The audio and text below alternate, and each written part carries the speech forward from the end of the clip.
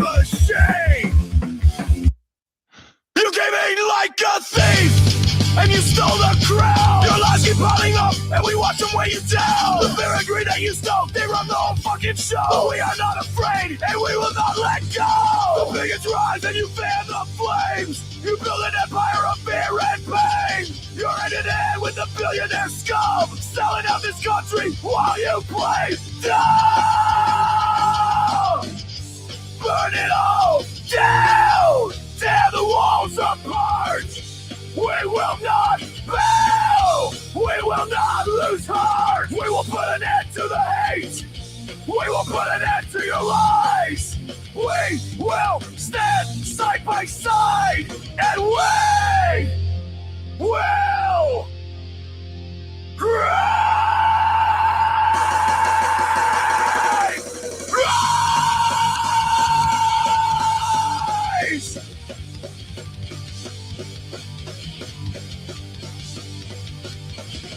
You think these cages are built for the poor and for the weak, for the families torn apart while you laugh and tweet? Look at the puppets dance to the corporate sound, but we are still here and we will stand our ground.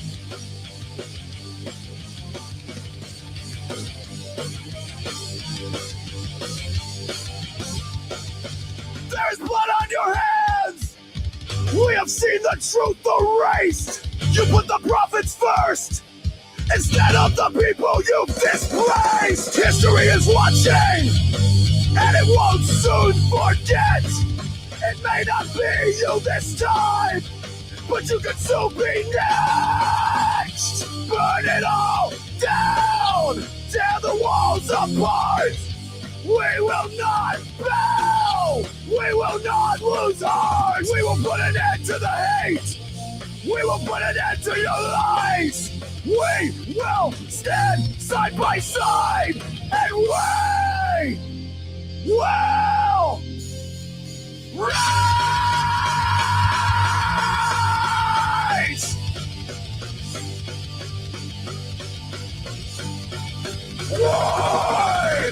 Burn it all down! Tear it all apart! Burn it all down! Tear it all apart! Burn it all down! Tear it all apart!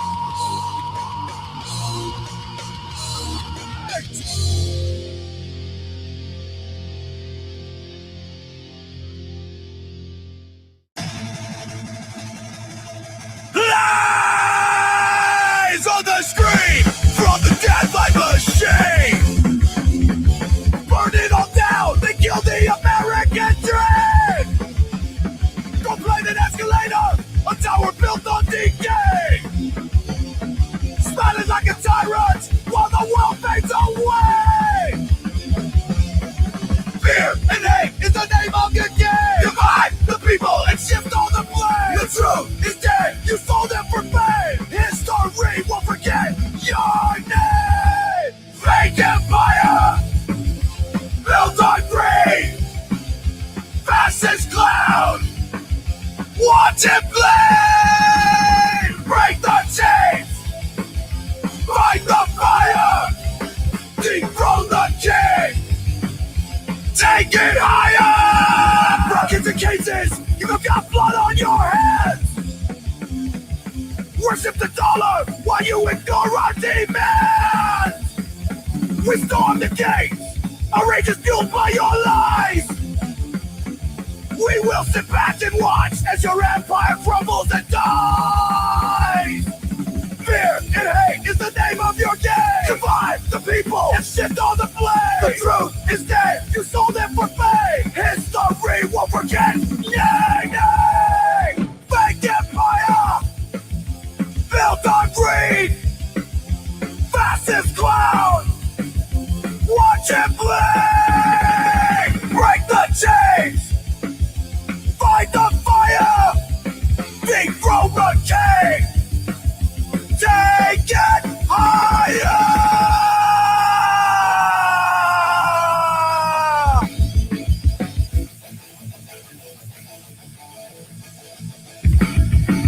You build walls! We break them down! You spread lies! We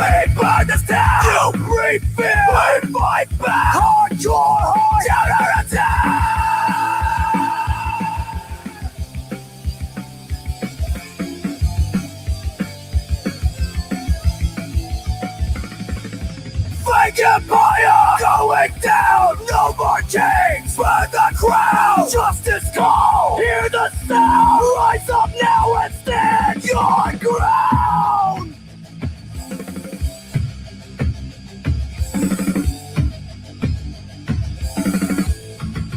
All out.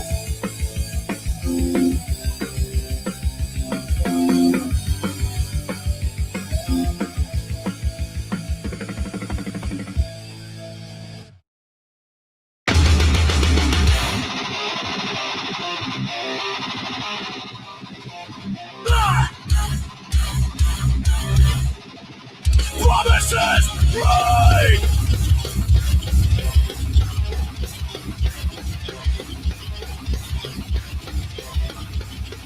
Promises break! On a gilded stage, dividing the people, fueling the rage. Walls built high, but compassion's low. Truth buried deep beneath the show. No more lies, no more deceit. We will bow down, we will retreat. Voices loud, we stand as one. The fight's not over, it's just begun. It's just begun.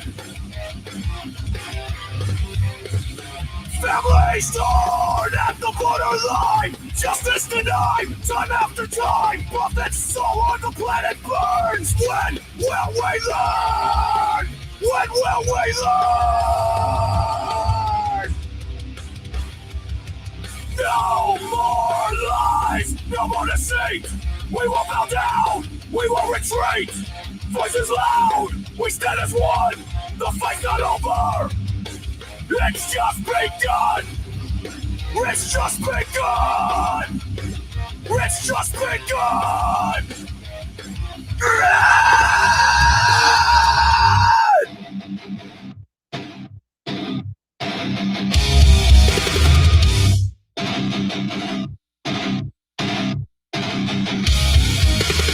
Resist the power and break the chain.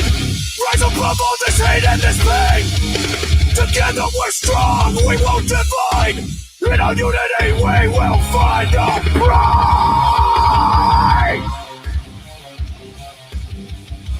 The fight's not over, it's just begun.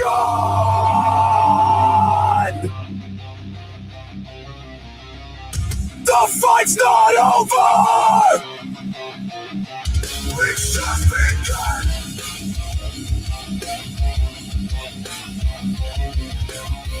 The fight's not over,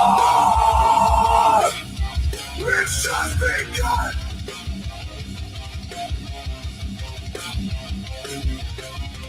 The fight's not over,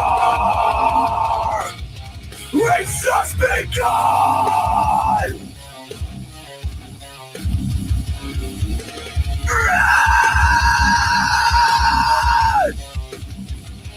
The fight's not over.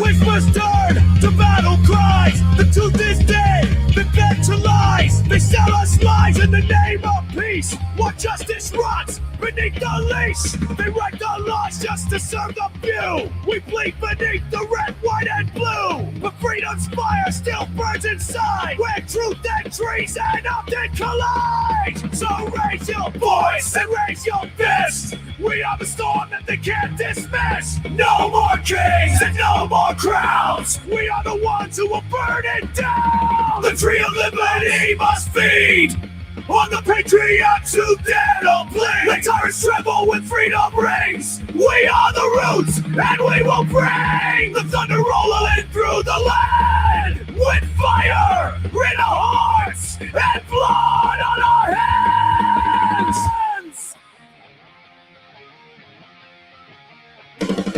No peace without the will to fight. No dawn without a rebel night. The ballot's a joke and the court's offline. And American justice lags a decade behind. So strike the drum and light the flame. Each beating soul will rise again. The people's wrath is a sacred flood. The soil drains deep the martyr's blood. So raise your voice and raise your fist. We are the storm that they can't dismiss. No more kings and no more crowns. We are the ones who will burn it down. The tree of liberty must feed on the patriots who dare to bleed. The tyrants tremble when freedom rings. We are the roots and we will bring the thunder rolling through the land. With fire in our hearts and blood on our hands.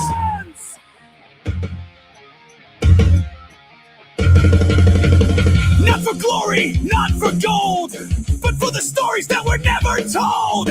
For every voice that they tried to drown, we will plant the flag and hold our ground.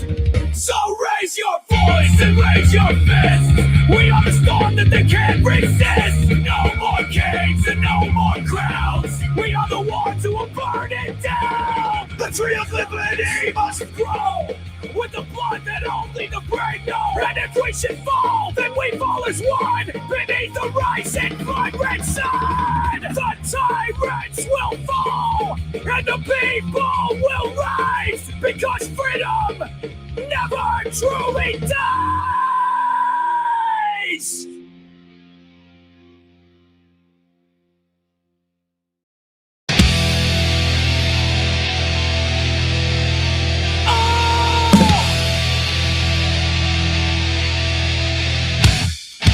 Towers in the sky, hoarding wealth while the workers die.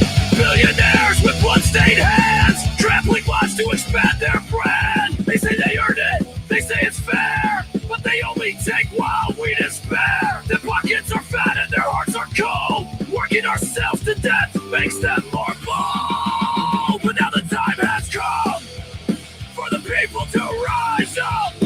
We will never bow, we will never kneel. We see our lives and we know the deal. You hoard the wealth, you crush the poor. We're coming for you, you capitalist whore. This land is your land, this land is my land. We will fight side by side and hand in hand.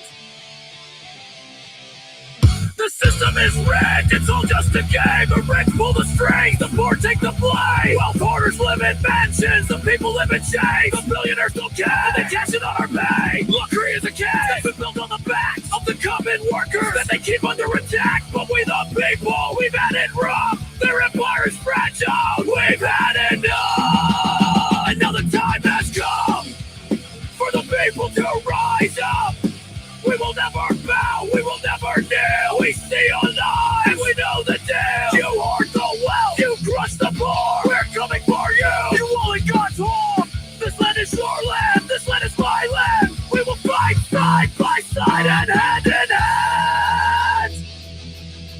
No more silence, no more living in fear, no more being divided, no more broken man's tears. Don't try to keep us down. You are not our king. In every city and every town, let motherfucking freedom ring. Because the time has come for the people to rise up. We will never bow, we will never kneel. We see your lie and we know the deal. You hoard the wealth, you crush the poor. We're coming for you, you capitalist whore. This land is your land, this land is my land. We will fight side by side and hand in hand. It's better to die standing on your feet than living a lie down on your knees. It's better to die standing on your feet than living a lie down on your knees.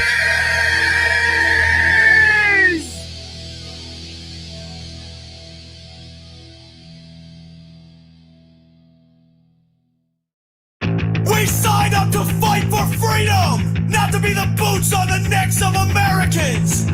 You used us, you lied to us, and now we're coming to square the account. Get fucked and die mad about it! Admin Tip 360, bitch! We wear the scars, we bear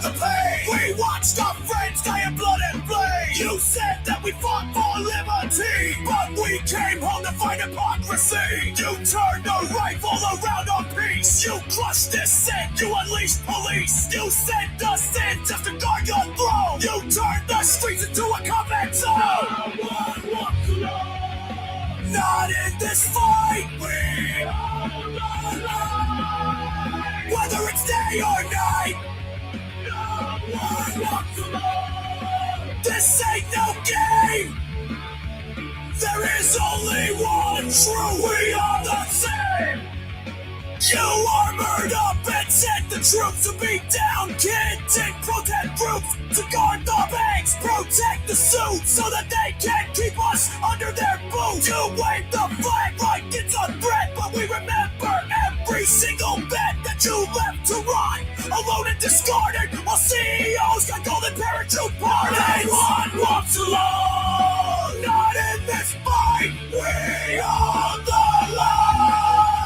Whether it's day or night, no one walks alone. This ain't no game. There is only one true, we are the same.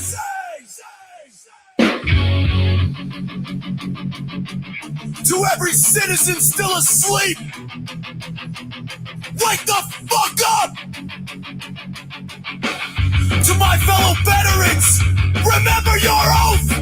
Our freedom is dying right beneath our eyes! The people in charge tell us nothing but lies. The common people starve while billionaires eat, and we're the ones tossed out in the street. Let's eat the rich, let's make them pay their share. Paying their taxes is a burden they can bear. Make billionaires right again. Not in this fight, we are the line. Whether it's day or night, no one walks alone. This ain't no game. There is only one truth. We are the same. No one walks alone. Not in this fight, we are the line. Whether it's day or night, no one walks alone. This ain't no game. There is only one truth. We are the same. No one walks alone.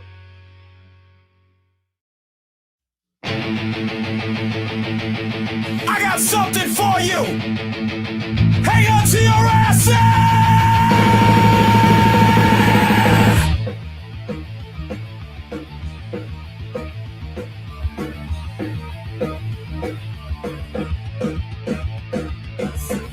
Towers, velvet ropes, behind the mask, a vulture chokes, power suits and dirty hands, wag the dog in desert sands, victims screaming into voids while kings play gods with broken toys, airbrush lies on every screen. What the hell does justice mean? Lock room, VIP, predator in a crowd walking free, blood on the floor, hurt you in chains. How many more gonna scream in vain? You built your throne on broken laws. Now you're scared, you know what you saw.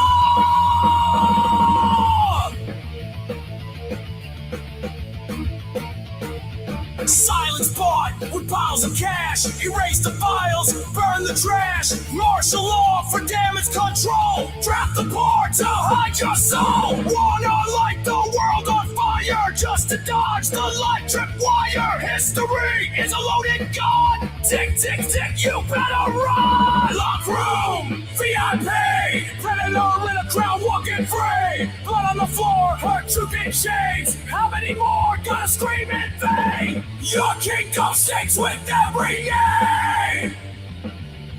You'll kill us all to dodge the blame.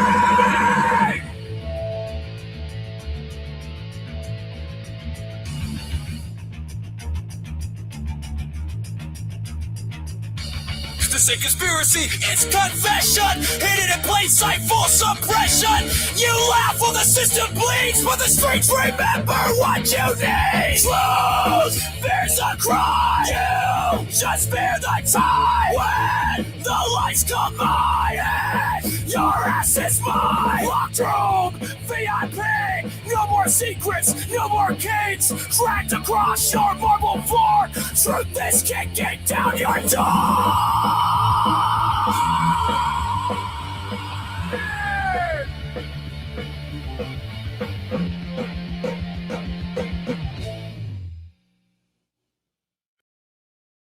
I said I'm young and believe the vow. Stars and stripes, I wear them now. Trained to fight and trained to lead. Wore the flag like it was all I need. I went to war, that was my goal. Buried brothers filling bullet holes. Did what I had to cause that was the cost. I came home proud but broken and lost. The other party used me and threw me away. Now I see through the games they play. They wrapped their lives in red, white, blue, but the blood on my hands was never for you. It was never for you. They said freedom, they said truth, but fed me hate since I was a youth. Republican dreams, conservative pride, just uniforms for the greed they hide. Where were they when the VA failed? When my friends came home and we all derailed? Where were they when we screamed in pain? Too busy chasing power and gain. All the party used me and threw me away. Now I see through the games they play. You bring support to wave your flags while you turn your backs on body bags. Don't turn your back on the fallen. You say that I betrayed you. I bled for this country. What did you ever do? You cheered for war. Then you ran from the wounded. I see who the traitors really are now! I gave my all, you gave me lies. Soldiers die while your empire thrives. Call me woke, call me lost. You never paid the fucking cost. And the party used me and threw me away. But I won't be silent one more day. I fight again, not for your pride, but for every soul you left behind. The party used me and threw me away. But I won't be silent one more day. Justice ain't red, justice ain't blue. It's the truth, and it's coming for you.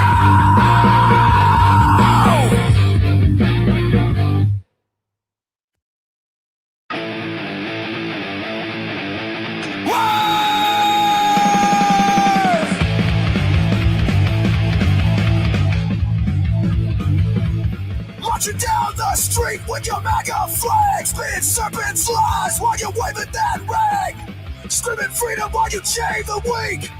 It makes me sick every time you speak. Beneath your cross, beyond your screen, you sold your soul for a fascist dream. Keyboard warrior that don't know pain, a cultist clown whose leader's insane. You are a king, not a constitution. You crave control, not a revolution. But you lick the boots, you're a rich man's pawn. You say you're free, but your freedom's gone. You're not with us, you're a fucking disease. You live in fear, spend life on your knees. Try to own the limbs, but you just don't regret. You fake your fate, now you choke on the dead.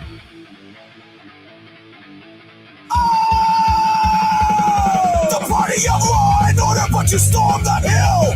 You back the blue except when you're out to kill. You wave a gun in your neighbor's face.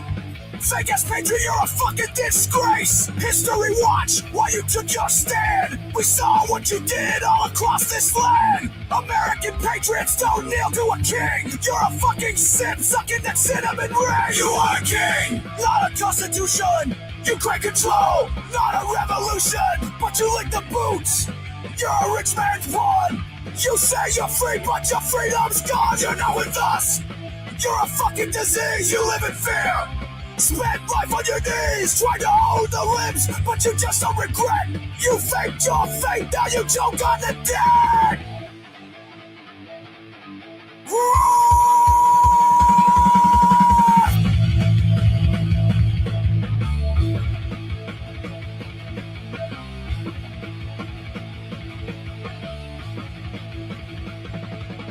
You traded your hood for a MAGA hat. The mark of the beast, you believe in that? You don't believe the words that you shout. You chant just to drown out the doubt. You were born to lose and you still started this game. The fire is coming and we are the flame. We're gonna tear it down, bury it 6 foot deep, and we'll never forget that you're a sheep. You are a king, not a constitution. You break control, not a revolution. But you lick the boots, you're a rich man's pawn. You say you're free, but your freedom's gone. You're not with us. You're a fucking disease, you live in fear. Spend life on your knees, trying to hold the limbs, but you just don't regret. You faked your fate, now you choke on the dead.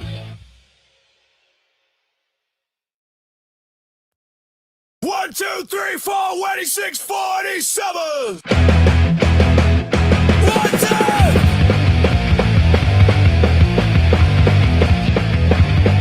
He wraps himself in red, white, blue, and lies.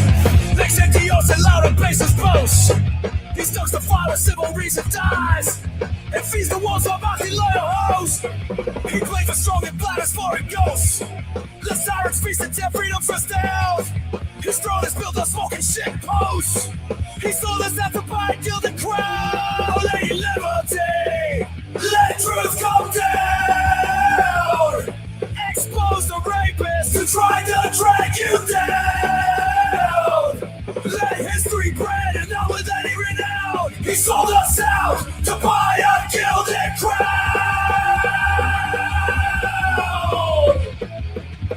He scores people who bled for law and land, and praises the mob that stormed the sacred floor. A coward's grin, a scepter in his hand. He chooses chaos, shatters every door. His pledges rock the meaning nevermore. He traded the truth of treason, gained renown, and still he begs for power, blood, and war. He sold us out to buy a gilded crown. Oh, Lady Liberty, let truth come down. Expose the rapists who tried to drag you down.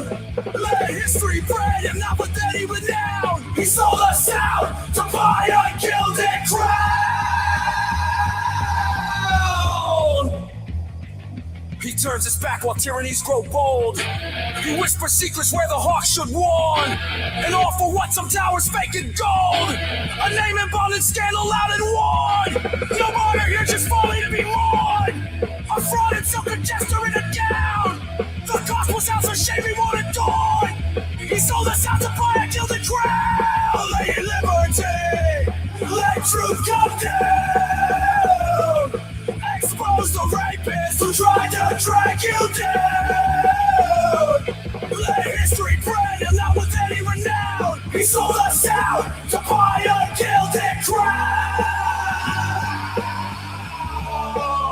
Oh, Lady Liberty, we let you down. Oh, Lady Liberty, we let you down.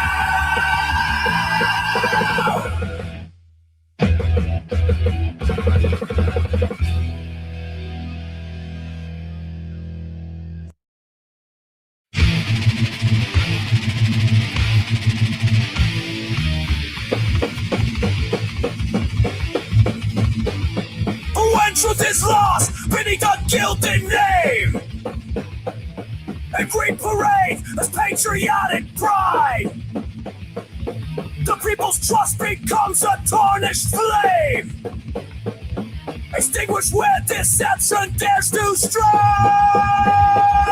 This man does not deserve our loyalty, because he thinks that he is royalty.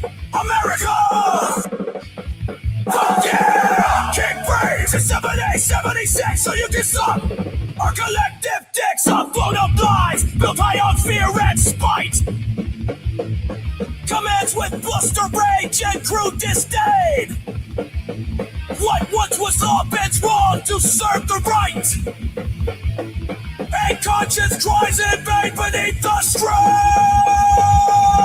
This man does not deserve our loyalty, because he thinks that he is royalty. America! Fuck yeah! King brains in 7876 so you can suck a collective dicks. No kings! The motherfucker must go! No kings! Straight to jail! No kings! Or we can show him the gates of hell!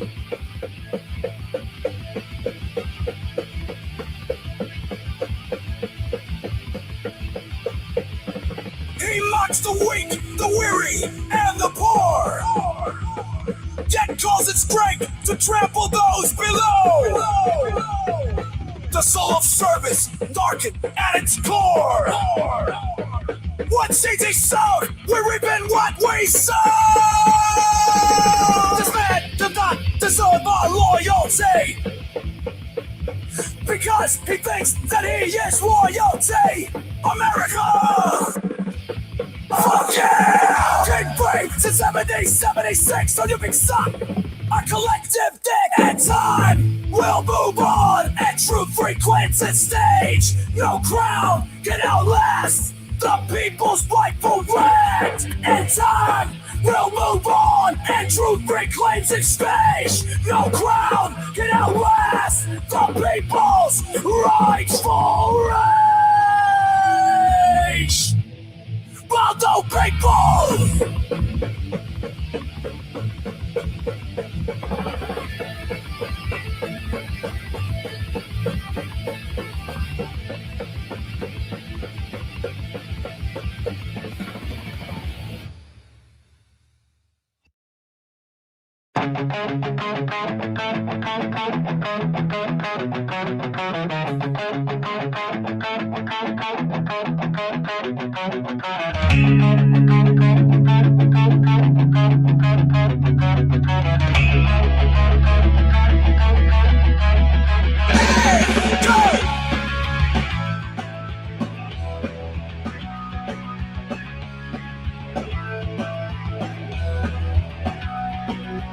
It rose in the heartland, hard and gray. A tree of iron fed by fear and greed.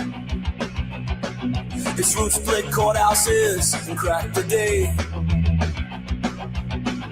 Its branches smothered thought and deed.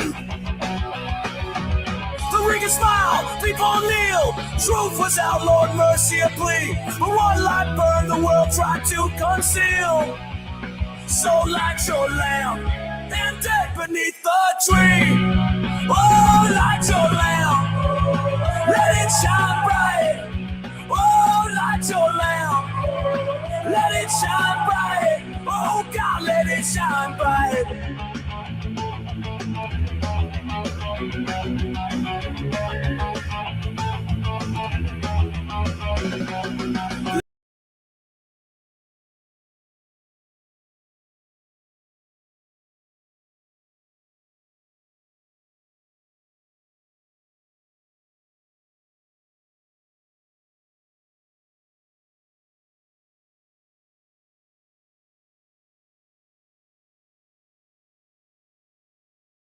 Glowed across the sea, and fear began to bow its head. Now light your lamp and dig beneath the tree. Oh, light your lamp, let it shine bright. Oh, light your lamp, let it shine bright. Dear God, let it shine bright.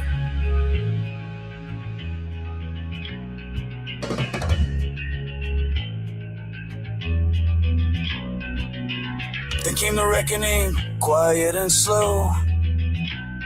Not guns, but truth, not blood, but names. The lies were dragged to the light to show the route that powered the region's gains. People stood tall, they broke their chains. Justice rose from memory. Ash fell soft where pride once reigned. So light your lamp and dig beneath the tree. Oh, light your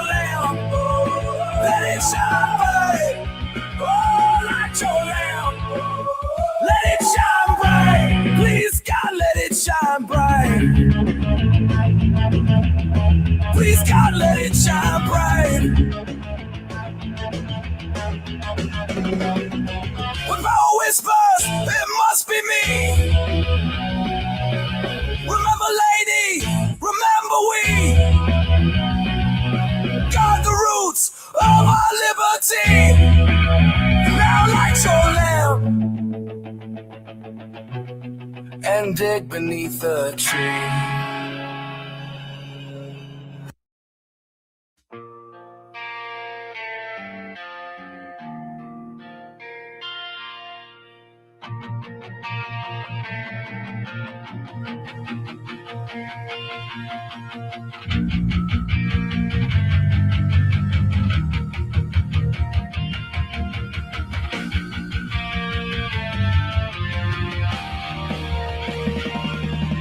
The prices climb a little higher every time we check the shelf.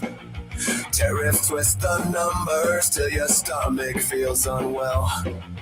Paychecks haven't moved an inch though every bill's grown tall, and folks are whispering their worries in the aisles of every mall. They say this season's gonna hurt, that dips should all be small. A warning from the government that hits like a blizzard snowfall. Ice thugs running down the street make neighbors lock their doors. Fears become a winter wind that rattles every floor. But even when the world feels cold and every headline steals our cheer, there's something warm we still can hold. The ones we love are near. So we'll hold the light for one another, shining through the longest night. Even when the world is trembling, hope can still burn just as bright. We'll stand hand in hand through every hard day. Not just Christmas, but all the way. When times are tough, our hearts stay tougher. This year, we'll hold the light.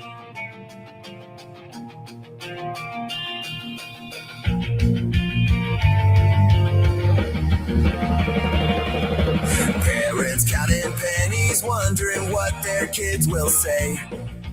How do I make magic when the magic slipped away? But children learn the truest gifts are hugs that last a while.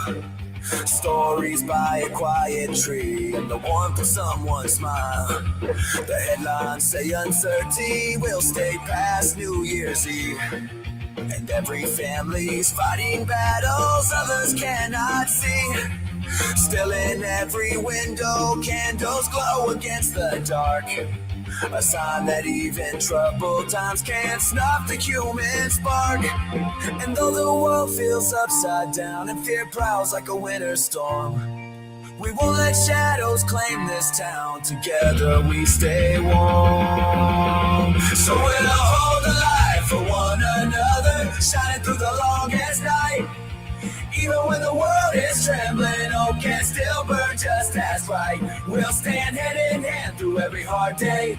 Not just Christmas, but all the way. When times are tough, our hearts stay tougher. This year, we'll hold the light. We'll share the blankets, share the table, share the strength when we are able. Lift the tired, calm the fearful, make the darkest moments cheerful. Love's the gift we build together, sturdier than any toy. And a once lit can last forever, for every girl and boy.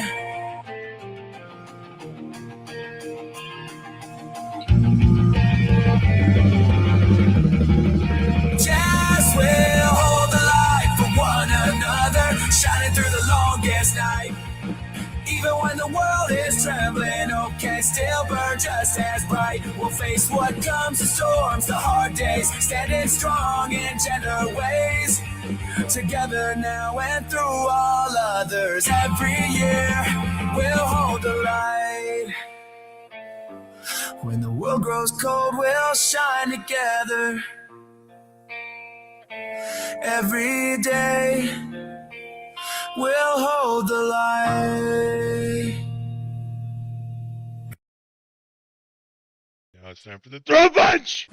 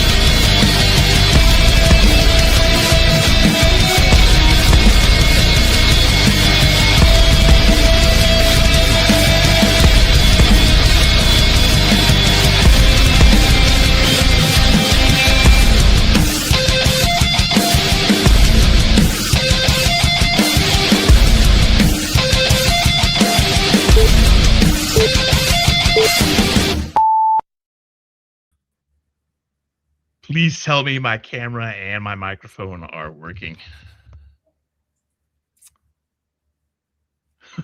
Oh no.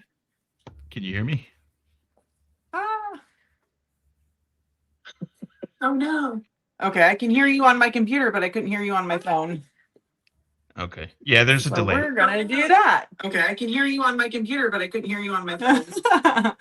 Okay. Just pick one because otherwise the echo's gonna Okay, I can hear you on my computer, but I can hear you on my phone.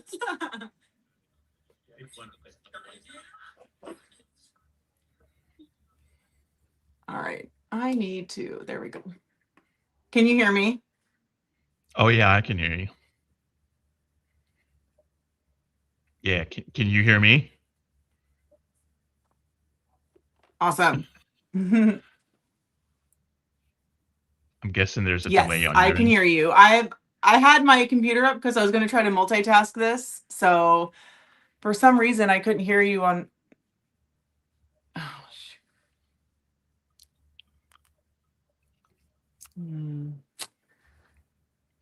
It's always an adventure with Sons of Liberty. Is it gonna work? Is it not gonna work? Can we All right, hear? we're gonna Can do we this. see? Maybe, maybe not.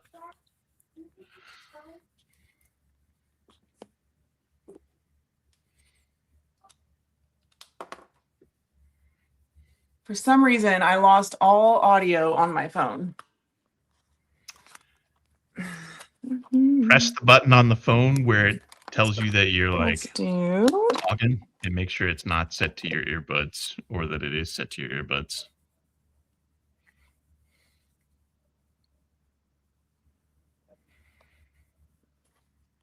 Can you hear me? Yeah, I can hear you. Damn it.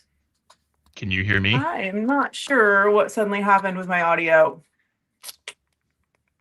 Me neither. Let's try. She can't hear me, so I'm gonna be a fucking smartass. That's what's gonna happen tonight. Good times.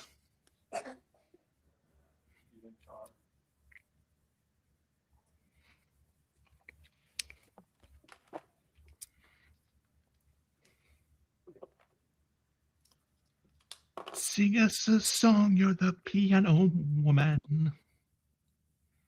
Aha, uh-oh. Things up. There we go. All right. Sorry about that. Holy smokes.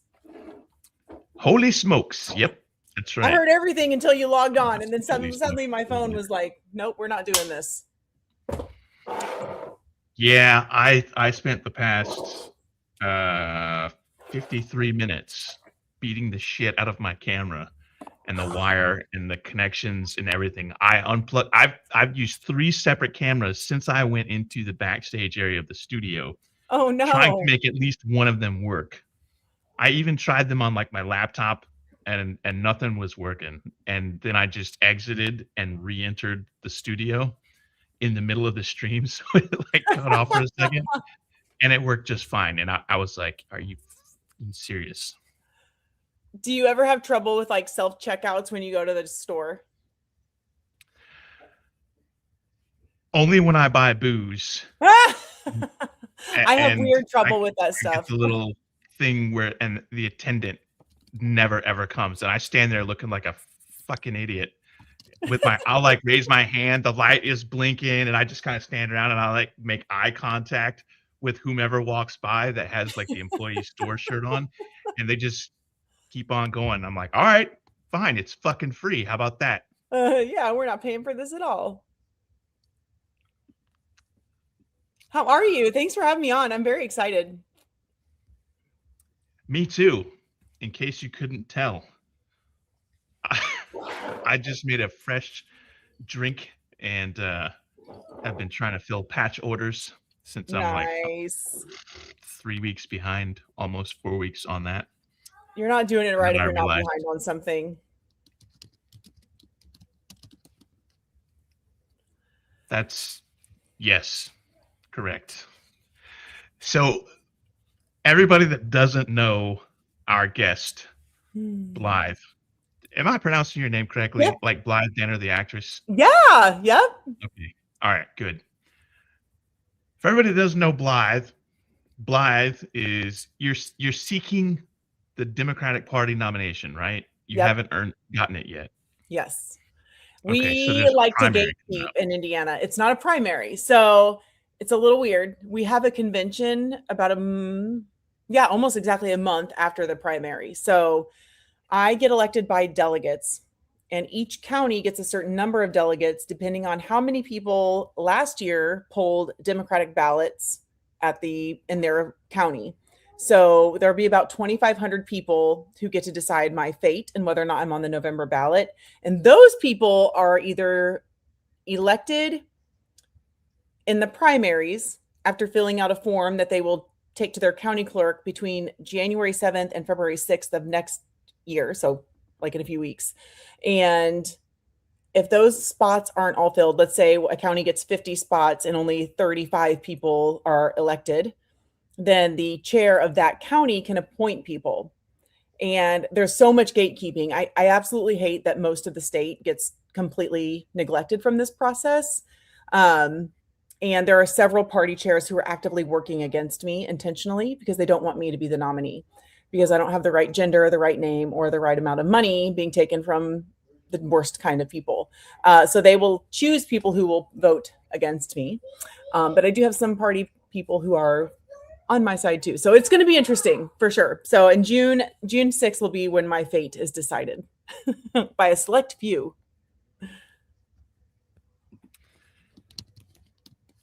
I fucking hate gatekeepers so much. Yeah. Like I found myself ranting about gatekeepers and purity tests and party line and sabotage more than anything else the past like 3 months. I've had it up to my mangled. Same. Well, but the problem I find is the only way to really change that and get around it is to try to work alongside it, get elected, and change it. Mhm. There's a growing number of people Yeah. in Indiana who are working to get more progressive, not just delegates, but precinct committee people. That way we can start changing the party drastically over the next several years. So I'm definitely, obviously, it's my opinion, I'm the most qualified candidate, and I'm sure certainly the most viable and responsible candidate, but it'll be interesting. There's a big tug of war happening within the Democratic Party, which I'm sure you know. So whoever gets this nomination, I think it'll kind of help decide the future of the state party, whether or not it's even viable in the future. So we'll see. So I know what like the Secretary of State at like a national level is, but what is a state level Secretary of State like? What does that job entail? That is an excellent question. So it's an executive position, and all states, they're a little bit different. Most of them, the primary positions overseeing the elections. So certifying elections, making sure that the county clerks have what they need and that the state candidates are filing their candidate forms and things like that. They also oversee securities, like how the money is invested in the state for like 401ks, things like that within the government. Automobile dealership, their registration paperwork, and the InBiz website, the Indiana Business website. So where you go get an LLC, notaries, public, things like that. It should be a very boring job. Our current Secretary of State is about as corrupt as it gets. So I'm very much looking forward to going toe to toe with him. how many people are you potentially facing off against? Is it just like one other person, or do we Currently, have like? just one right now. So another fun fact is we don't actually get to file our candidacy until April or May, depending on when the state party chair decides. We are already fundraising. I've already submitted my paperwork for Act Blue in the election board. And we're, working on filing paperwork, things like that for the end of the year finances. But currently I am going up against quite possibly the biggest name in Indiana politics right now. He is the son of a former Secretary of State, former governor, former state senator. He's also the grandson of a former governor and a former state senator. So it's a legacy, multi-million-dollar family. He's already raised almost $2 million, largely from out-of-state donors, many of them Republicans. One in particular is a big proponent of school vouchers, which has decimated the Indiana state public school system over the last 20 years. I think 2013 is when that started. So 12 or so years. So it's controversial. I feel like if Republicans are endorsing you, that is a sign that everybody needs to not vote for you. Unless the other candidate is like just, son of Hitler. Hitler Jr. or whatever. Yeah. I don't know. Well, here's the thing. I do have Republicans who have donated to me. They're all within the state of Indiana. They are people who support my platform or who I've had a relationship with.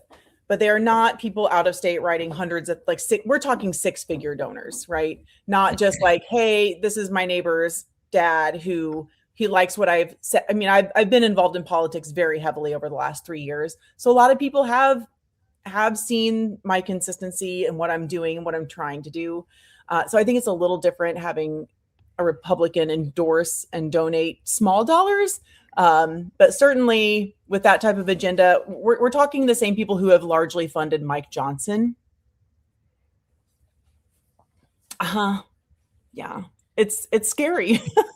Not because it's my opponent, because that could be someone running our state. And I think it's a slippery slope, right? You start taking this money as a young politician, eventually if the plan goes through, which we assume the plan is to work your way up to governor and senator,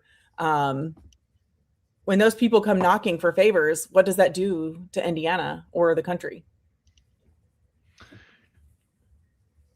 Do you happen to know if this blue blood nepotism DEI hire is funded by IPAC or APAC? I don't know how it's pronounced. APAC, and currently no. Usually APAC doesn't get involved on state level things, mostly federal, so senators and Congress people. However, his dad was not only funded by APAC, but sat on the board of APAC. And that's all public information. No shade. I don't agree with it, but Cory Booker has been funded by APAC. I've always liked Cory. I do not like that aspect of it, and I wish it weren't a thing. It's just red flags, right? Red flag after red flag if that's the family status quo.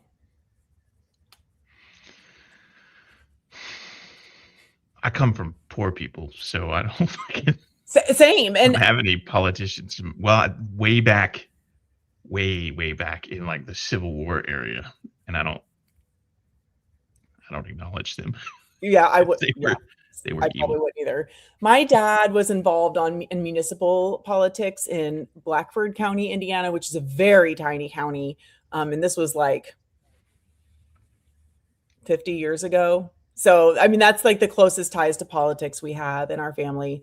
I know I say everything from a place of privilege, being a white person in mostly kind of like a rural suburbia area. We're kind of weird where we are in Indiana, but I certainly know what it means to be poor, and I certainly know what it means to not have access to healthcare and things that you need.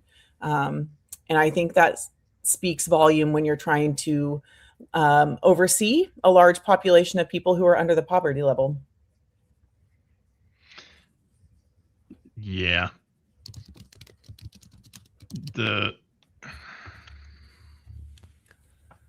So the other candidate, you've been in politics for a while. What about the other candidate?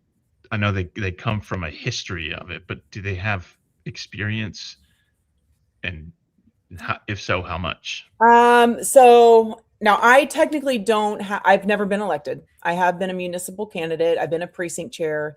I've been a state delegate and a national delegate. But I've also been involved in the state party in some capacity for several years. So neither of us technically have political experience. Obviously, with his family, he was born into politics, literally born into politics. His dad was governor at the time. So there's definitely an understanding of the status quo, for lack of a better term, of how things go in Indiana and beyond. Most of his life, he's not even lived in Indiana, which isn't necessarily a bad thing. It's okay to be a Hoosier by choice, but certainly the optics of changing your residency specifically for something like this is another red flag. Perfectly fine family, perfectly nice people, but we are next to bottom on the totem pole for voter turnout. We are almost as low as it gets in the country, and to be a person in the state that you want to oversee the elections, it's good to know how those elections function and what barriers to entry people have. I live right next door to my polling place. Like literally, I could walk 2 minutes to my polling site, and it's hard for me to vote because if the hours are 6 to 6, I have to have my daughter at school by 9 o'clock, and there's a line, and I get done at work at 4:30 or 5 and have to pick her up by 5:30, and the polls close at 6. Like there's a very tight window, and she can't be sick. I can't be standing out in the cold. My husband can't be traveling at the time. Like it doesn't leave a lot of time to actually go and vote. So having that experience and knowing how things do work or don't in the state, I think it's important if that's what you want to oversee. And anybody in the state of Indiana who is registered to vote can vote. This is not like one of those district things where you have to live in a certain area. As long as you have a state, you have a residency in the state. Yes, with an asterisk. So last year in October, right before the November election, our Secretary of State decided it was going to be a great idea to eliminate 585,000 voters. No notice, no ability to change that. And in conjunction with that, supposedly on accident, the BMV, where you get your driver's license, has also historically been a place you can update your voter registration or register to vote. Well, something happened last year to where that data from the BMV across the state never got sent to the Secretary of State's office. So those people, for whatever amount of time, were also not allowed to vote. Then this year, I think in April, every day is like its own week, so I don't actually remember when, but sometime earlier this year, another 585,000 voters were purged because they might not be citizens, supposedly. So we're talking over 1 million people at this point. Within 12 months, we're having their voter registrations just completely eliminated. And they're searching every day for people who may not be legally here to vote. And the irony is, not only is our current Secretary of State an immigrant, he's from Guatemala, he has voted illegally in the state of Indiana. So the less than 1% of the population who actually does a fraudulent vote, he is one of them. And he's been fired twice from the Secretary of State's office as an employee before getting elected. I know. It's like reality television. It's so fucked up. You can't make Indiana, what the fuck? I know, right? It's so Indiana, crazy. you fought in the Civil War on the right side. Get your shit together. I know. We have places in Indiana that were part of the Underground Railroad. I mean, it is like The Handmaid's Tale. It truly is. It's weird. The only silver lining is people are mad enough about all of this that's happening, obviously Republicans and Democrats alike, that people are getting involved. So when you get people like me who are traditionally introverts and want nothing to do with politics, getting involved in politics, shit's hit the fan. Yeah. I'm this close. It would be this close, but it's currently this close because I would argue you're already involved if you're doing things like this. I mean, like actually going down there and trapping my name and saying, you know what, I'm gonna run for Republican candidate because I live in like a deep red county. There's no way you would be Democrat would surprised. win. I bet you could. Look, Mississippi, Alabama, across the country, deep red places are electing Democrats. I think you'd be surprised. I genuinely think people are so freaking mad that the people who typically don't vote are voting. The people who have stopped voting are going to start voting again. And I think Republicans are either going to vote for the Democrat option or just not vote at all. I truly do. So I think you'd be surprised. It would be a good experience. I just want to primary the Republican representative that is here because he is literally the do nothingest of do nothings. This guy, he's been invited to multiple town halls and he just doesn't show up, and he doesn't answer his phones. He has an answering service, and I went into his office when we did one of the DC congressional visits, and his staffers were like, "Oh, he's not in the office." I'm like, "He's never in the office anywhere. He never answers his phone. He never does town halls. Like, what is my representative doing?" And they just kind of said like, well, he's very busy." And I'm like, very busy hiding. Yeah. Has he announced that he's running again? You know what? I don't even know. I bet he won't. I wouldn't waste your time on a primary with him. I would just, if you run as a Democrat in the general, raise some money over the next few months and call it a day. But the problem is I have a very misspent youth and adulthood. So what that would look like is, so Big Sarge announces he's running for Congress, regardless of what, side of the aisle or whatever. And I would have to start off saying something to the effect of, "I'm running for office, and before I tell you about the many things that I want to do for you, my fellow citizens, I need to get ahead of a couple of issues." And then what would follow would be, from now until the day of the election, me trying to get ahead of all the many, many, many, many things that I've done in my past that they're going to find out. Yeah. And by the time I finish, people would just be like, "You know what? Let's just go vote for the other guy." I don't know.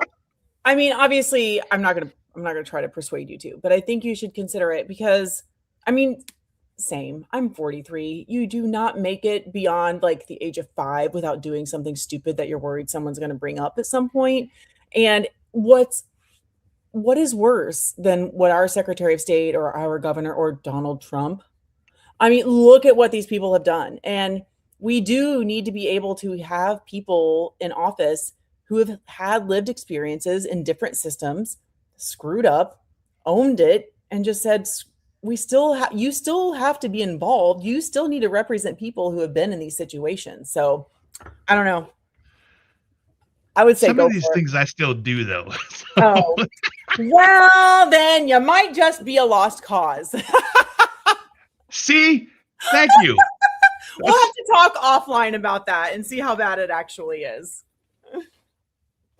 I mean, for starters, you could just go check out my FetLife profile. That's probably the first step. What is it? Oh, never mind. You don't know about that life? No. What is that? I'm an elder millennial with a child, so I don't pay attention to anything that might be new. I'm older than you. Like, I'm almost 50. Yeah. Yeah, I have a very rigorous skincare routine when I do the showering stuff, and then like afterwards I got like the oil of Olay going on, and you know. Also, it's a lot of clean living. Oh, that's funny. That's funny. So I wanted to tell you before I forget. So one of my friends bought me a jar. Well, she's gotten me two now. A jar of fucks. So I colored them, like decorated them. And my first fundraiser as a candidate was, if you give a fuck about democracy, donate to my campaign and I'll send you a fuck.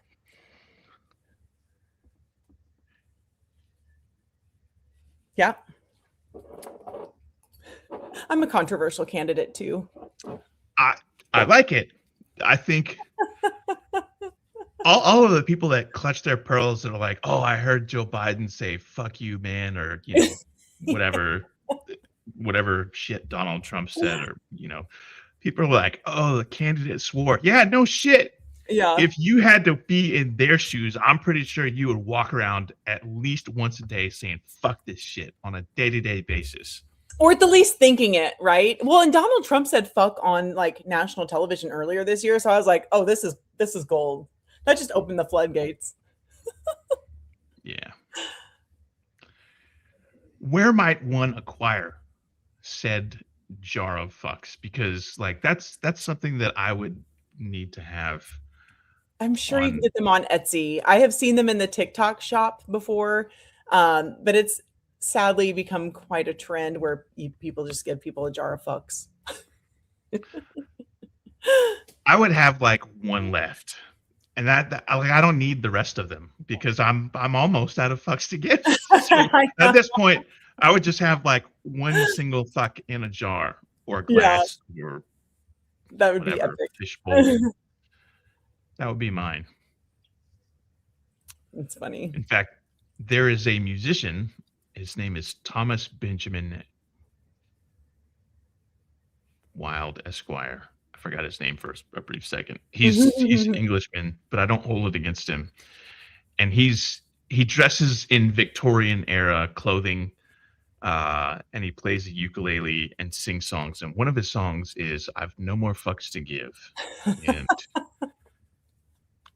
it's fantastic. He's a fantastic musician. You got to check him out. His song I love to check that out. is amazing. That's amazing. I love it. So tell me about your military career. I enlisted in 1994. I spent 10 years in the Army, and then I got out. Pretty simple. Yeah. Afterwards, I did private security work, and continued to have a misspent youth in that field as well. Like the water, black water. Worse. Oh shit.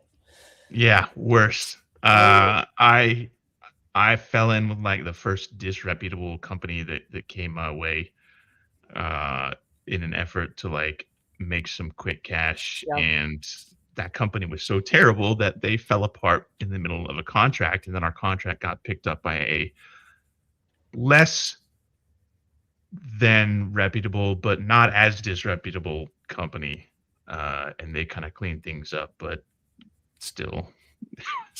I almost did. When I was in Baghdad, I got really close. So we did personal security for General Casey. So we were in close security. Yeah. And we worked a lot with Blackwater, especially when we went to different ambassadors or different VIPs. So I became close friends with some of them. And this was in like 2005. So the ability to like do a deep dive into these companies, I had no clue what they were until I met these people. Like, oh, these people are cool. I was very, very close to coming home and then just joining Blackwater to go back because I didn't want to come home to the disaster that my life was about to be. So I get it. Yeah, the internet was not quite as populated with database information at that point in time. So yeah, the ones that I researched before things went crazy, the big bad guys were Sandline International and Executive Outcomes, and they made Blackwater look like saints, Oh, except for the fact that they were all like British. So they're like the Empire. Like they walk around and with fancy stuff and have a posh accent, but they're really, really, really fucking evil. So that's crazy. Was it a British company? yeah. Okay. And then the company that I signed on with was kind of run by people who had ties to those companies. Okay. And we suspect those of us that made it out with, a shred of dignity intact kind of have talked off and on over the years. And we kind of suspect that a couple of the old guys that ran those companies were funding the one that we were with. And the one that we were with was called like Northbridge or something like that. And Okay. they were fronted by people who don't really sound like they exist. So it's just some PMC work is you either get like these boring ass jobs making some good money, or you get like sucked into these really shitty legacy companies that yeah, anyway. Yeah, so that's why I don't run for office for anything, like not even fucking alderman, because the last thing I want to have to do is explain to people like, why. Yeah, It is what it is. That's what it is. I can't even. I don't know if I would still be in the same place had I done something. Had I been with one of those companies. I never really considered it until just now. Now you were an MP, right? Did I read that correctly? Yep. Military police. We were originally we were originally in a unit. We were supposed to go to Guantanamo Bay, so we were supposed to be detention facility guards, and I got very lucky to be picked up for the personal security detachment. We only had 19 of us go, so it was, as far as deployments go, it's good. We got lucky. I'm surprised that they had MPs on that, because when I went to Bosnia, the 3-star, whose name I think it's General Sylvester, Lieutenant General Sylvester, all his guys were handpicked from a couple of different branches, and a couple of them were SF. And then the ones after 9/11, the ones who guarded high-level officials, at least from like 2001 to 2003, were all like special forces or special operations. I don't have an answer for that. I know. Well, one where we were predominantly at BIOP, the Baghdad International Airport, and you were either there or in the Green Zone, which was the embassy in Baghdad. So while it was a war zone, it wasn't like we weren't going down IED alley. It was different. You're right. It was more because we had been there by then like 4 years. I don't even know. So it was a well-established spot. So that could be it. He was very concerned with how things appeared. So I think probably going into some of these spaces, he was a 4-star general, and he was overseeing the multinational forces there. So not necessarily overseeing missions and things like that as much as he was managing, probably, for lack of a better word, those relationships. So hearts and minds was always on the forefront. We never got the most fancy equipment. In fact, we had some of the oldest Humvees and some of the oldest bulletproof shields, the oldest equipment probably available intentionally because we weren't as high risk. But we did have access to 2 Blackhawks and Apaches when necessary, and a landing zone right by the house that we were being housed in. We ended up being on a it was a wild game preserve that Saddam Hussein had. It was really kind of weird to see like hooks where they would hang animals and things. But where my boss stayed was at a palace, a bed and breakfast that his mom had. It was really bizarre. So I think it was just a more secure area. So different need. A bed and breakfast that Saddam's mom had? Yeah. Okay. All right. It I was like, how did he? Pretty posh. Yeah. All of them were like, Yeah. probably a quarter of the nation's wealth was tied up in like the fucking 7,000 palaces that Saddam and his little bastard kids had. Insane. Like, it's insane the size of these things. It was crazy. It was so crazy. Yeah. I got to sit in one of his thrones one time. Like toilet throne? No, like an actual giant golden throne looking thing. I made sure to like do a left cheek sneak when I was sitting in it. Nice. I love that. That's so funny. Yeah, we went to a few of the palaces, and now I can't remember. I think one was by Biop, the one we went in the most. Mm. It's amazing how the memory escapes. And so when you were just in Iraq? You didn't go to Afghanistan? No, I didn't. My youngest brother did. So both my little brothers and I, at one point, we're all in the same MP unit. My middle brother went intelligence. And then my youngest brother ended up going active duty and went CAV. And he was deployed to Iraq once and Afghanistan twice. Which is he a 19 Delta? Oh, that's a good question. I don't know. He Is was he a Cav Scout? He was a Cav Scout out of not Benning. With the Stetson and the Spurs. Yes, not Benning. Walking into places and being like, if you ain't Cav, you ain't. Yeah, that's him. The 3-7. Yeah. God, it wasn't Fort Benning. Cav, yep. What's the one near Savannah? Fort Stewart. Stewart, yes, thank you, Jesus. Yeah. Could not think of the name of that. Yeah, 7th Cavalry has a pretty wild history. Yes. Yeah. Like they all call themselves Gary Owen, but I think there's only like actually, the whole regiment is the Gary Owen regiment. Never mind. I studied Civil War stuff like a fucking nerd, so it's probably quite relevant now. Just we're still I often argue that this feels a lot like war because you don't know what's happening next. Everyone's mad at everyone. We're in like the bastard love child of the American Civil War and a Cold War. It's the second Civil War, but it's like a second civil Cold War with parentheses.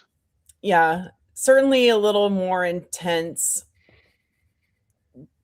Well, I don't know. I guess you would probably know. I mean, did families feel this way during the Civil War? Were their families torn apart because some thought they should be able to keep people enslaved and some did not? Like, it's such a weird space to inhabit. Yes. So it wasn't quite as wide. It wasn't like every single family in the Confederacy had like that one, cousin or son or daughter or, whatever. But there were quite a few. In fact, the majority of the Southern Unionists that I've ever studied, and there were a lot of them, had several instances where they no longer spoke to people on the other side of the family, people who betrayed the country, went with the Confederacy. And it wasn't their choice. It was that family member's choice. They're like, oh, how could you betray your state? Well, because I'm loyal to the nation.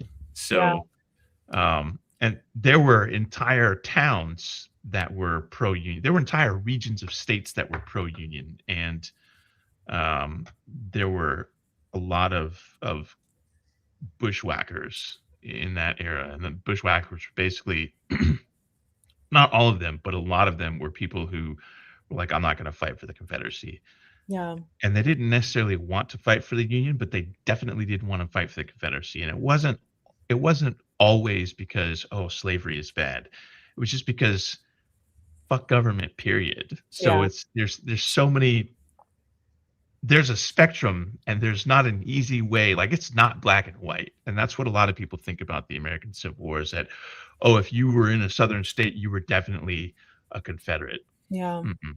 There was like the entire eastern Tennessee and western North Carolina were very pro-union, and a lot of them were just pro-union because they didn't want to be part. They either thought that owning slaves was disgusting, or they just didn't want to be bothered by government. They had ties, like these are people who lived in the same holler, the same like valley area for generations, and they could remember their great grandfather talking about fighting the American Revolution. And they had, these are people who potentially could still be alive, because there were like 100-year-old people when the war started who were American Revolution veterans. So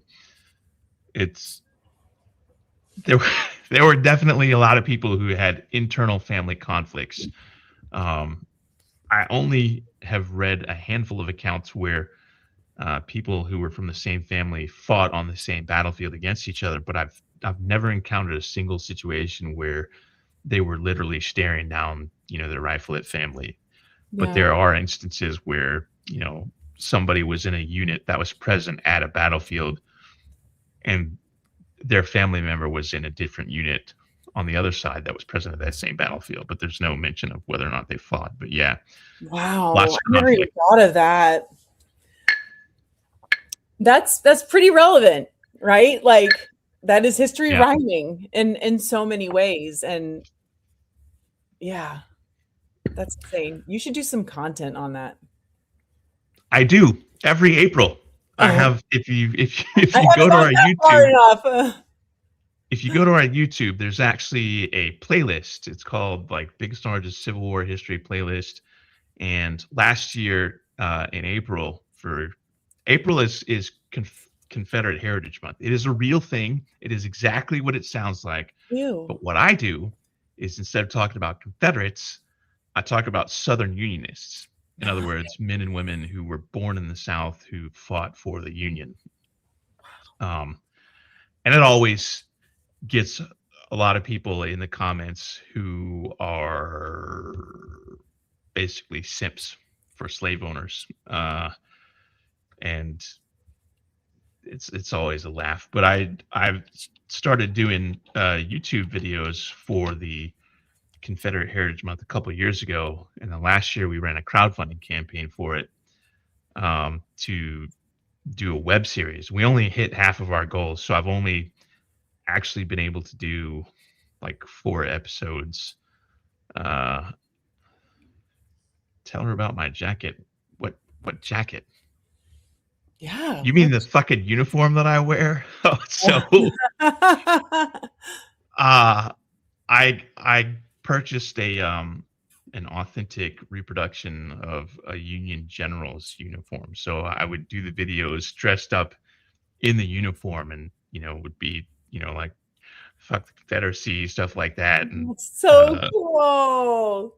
On occasion, I would get people's comments where they would write like some paragraph retort on like why I'm wrong or whatever. So I would take all these comments, and then I did a little mini series called Let's Talk About the Civil War, and I would basically post their comments as screenshots and just off the cuff destroy them as to why they were wrong. And I would cite sources, and like my primary sources are like the Constitution, the Confederacy's Constitution, the cornerstone speech that the Vice President of the Confederacy made, and other things. And then I would cap it off. Remember when I was talking about my disreputable ancestors?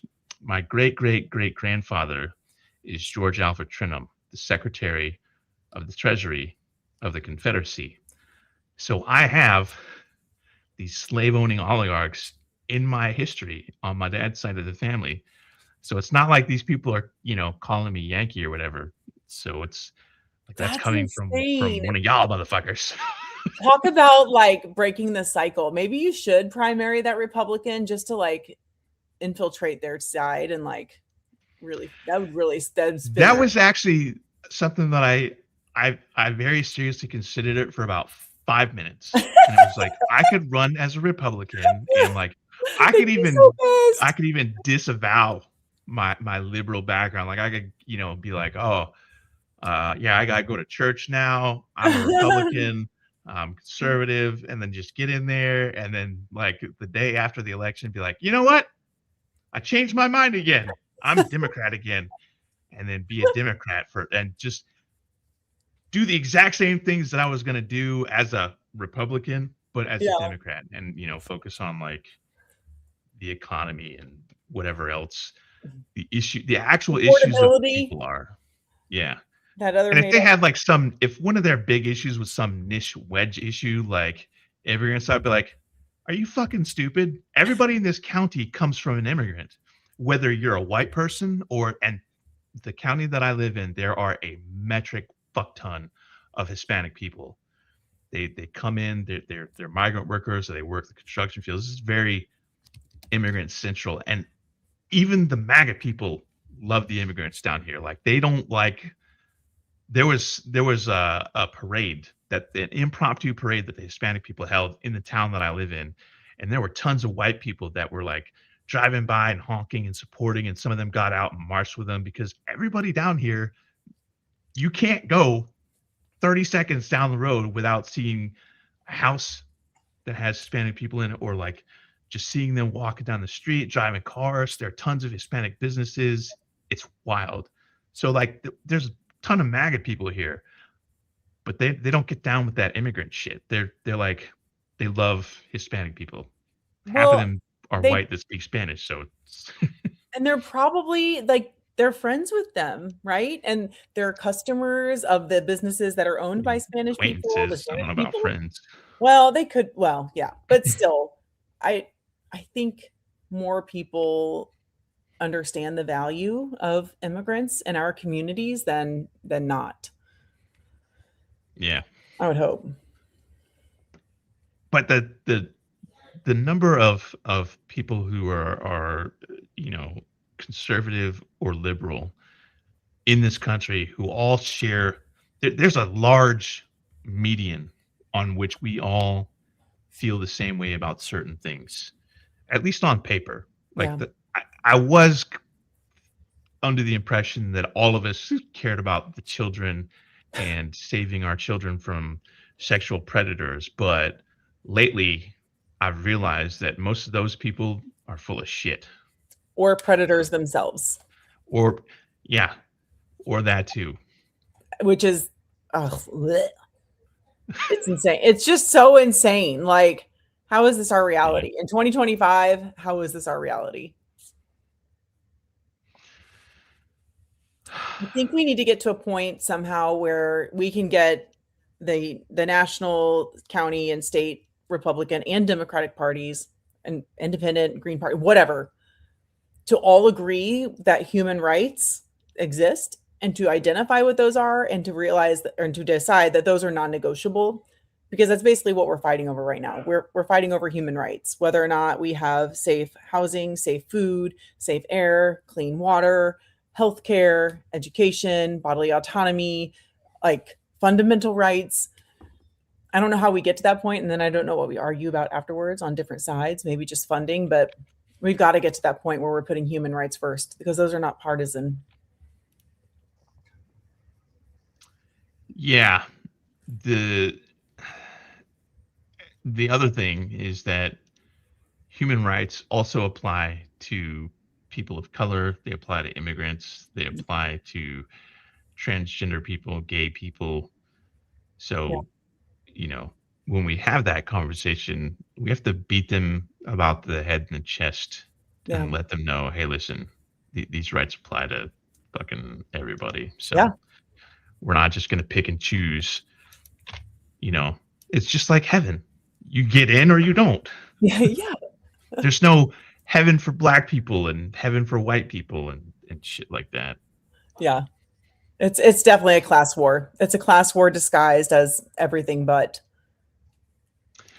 Yeah, and last year around this time, we were talking about the class war when there was a rapidly cooling body on the street in New York City, and that body belonged to a very wealthy oligarch. Yep. And very quickly, people forgot about that, Yep. except the women and the men who were attracted to the alleged perpetrator. Not gonna lie, he's kind of hot. I mean, he's attractive. I don't even actually know what's happening with that these days. I saw that there was some particular sentiment that the police, when they subdued him and prior to actually arresting him, had violated his civil rights and his constitutional rights, and so the defense isn't even trying to focus on anything but that. They're trying to Wow. basically have the whole thing thrown out and dismissed because it was an illegal search. Which I don't know if that's going to save him from double jeopardy if they decide to come at him for something else. But, and Yeah. just like OJ, he might be sued into oblivion by the dead oligarch's family if they do release him. This guy could end up facing a civil suit. So it's not Interesting. What necessarily a in the clear. I haven't even thought to check into that lately. That's amazing. You know everything. I don't know everything, but I do have a large base of information coming at me from whether it's the internet or my fellow admins or people in Sons of Liberty who just send me links and they're like, "Hey, did you see about this thing?" And I'm like, "Yeah, the page posted about this like 4 hours ago. Thanks for keeping up, buddy." I'm probably one of those people sometimes with other people. So my specialty in the military, my MOS for the last half of my career was military intelligence. So okay. I picked up a language and I was both an analyst and an intercept specialist. So I have experience building networks of information so that with Sons of Liberty, one of the things that we like to say is that if our people are informed and educated about events and issues, then really the only thing they have to worry about is whether or not to take action. Yeah. So we try to give them the information and also avenues where they can potentially take action if they feel a need to. So that's amazing. I love that. I never got to arrest anybody though, so I didn't either. I got to pretend to arrest people during AIT.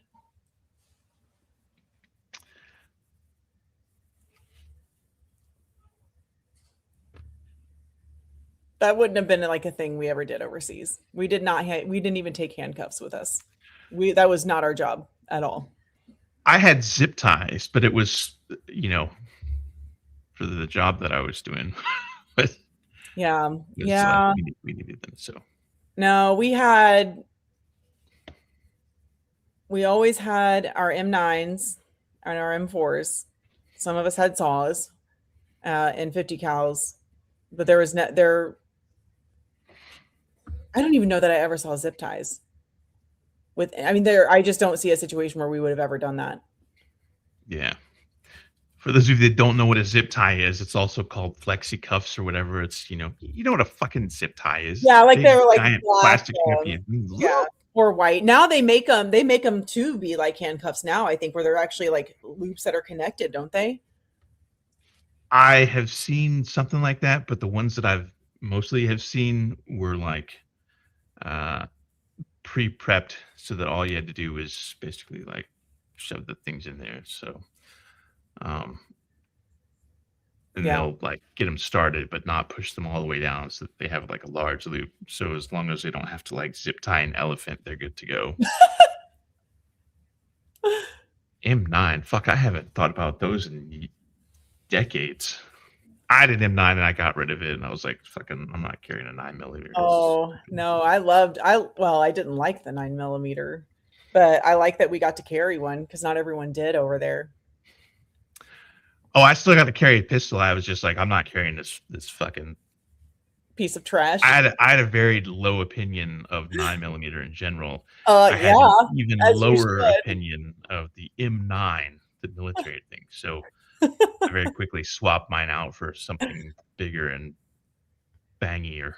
Well, you were active duty. I was in the reserve, so that would never have been a thing I even tried to like argue with someone to take with me. So, or acquire. Did they give you the? Did you have like the leather shoulder rig like the officers carried or whatever, or did you have? I did. Like Well, it depends on where we were. If the boss was out of town, or if we were like, if we knew for sure we weren't going to be out, we would take them sometimes like to the PX or something.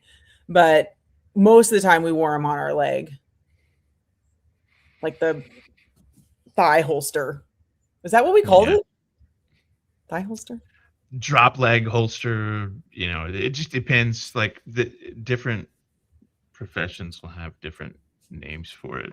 I hated those because if you had to run anywhere, it would be like, it was horrible. Your pants are falling down, even though you're all tied up. I had the it was almost like the 1970s police shoulder holsters where it's like, cross section that goes to the back and basically just loops around, and you have your, your sidearm on the side and your ammo on this side. That was one of the weapons I had. Also had the 240 or the 249 or an M4. The 249 was the saw, right? Yeah, ours was. We had a parasaw, which I had never seen until I got attached to work with some special operations. They're like, "Oh yeah, you got to do this," and had like a collapsible butt. It ended up being like that big, nice, still heavy, but like everything folded on it. It was very compact. It was fucking great. But I liked the bigger, heavier stuff because A, that way I had way more ammo than anybody else. And also B, nobody could ever accuse me of not carrying my weight. Even as like an NCO, they're like, "Oh, no, sorry, you got to give the weapon to like the lowest ranked person." I'm like, "No, fuck, I don't. I don't have to do shit. My team, bitch, and I'm carrying the big gun." But the 240 was my favorite. I think it's the Saw's bigger brother. It's a big fucking beast. We did not have any of those. We had up armored SUVs, 4 or 5 Humvees, and just the 50 cals and the Saws. 50 cal in the front and the back, and Saws in the middle, I think. I know I should remember this. I don't know. Mark 19 grenade launcher. Nope. Basically fires a shot glass. Nope, we didn't have that. We trained on it at Fort Dix, but we did not. No, we didn't have any of that.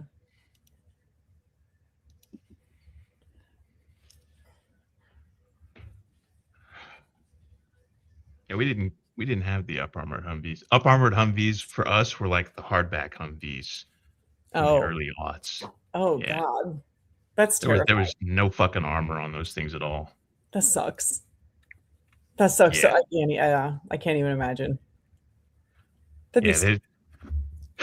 They're already heavy and slow, and they're like, "Oh, let's just bolt these metal plates on here." I'm like, what is that going to stop?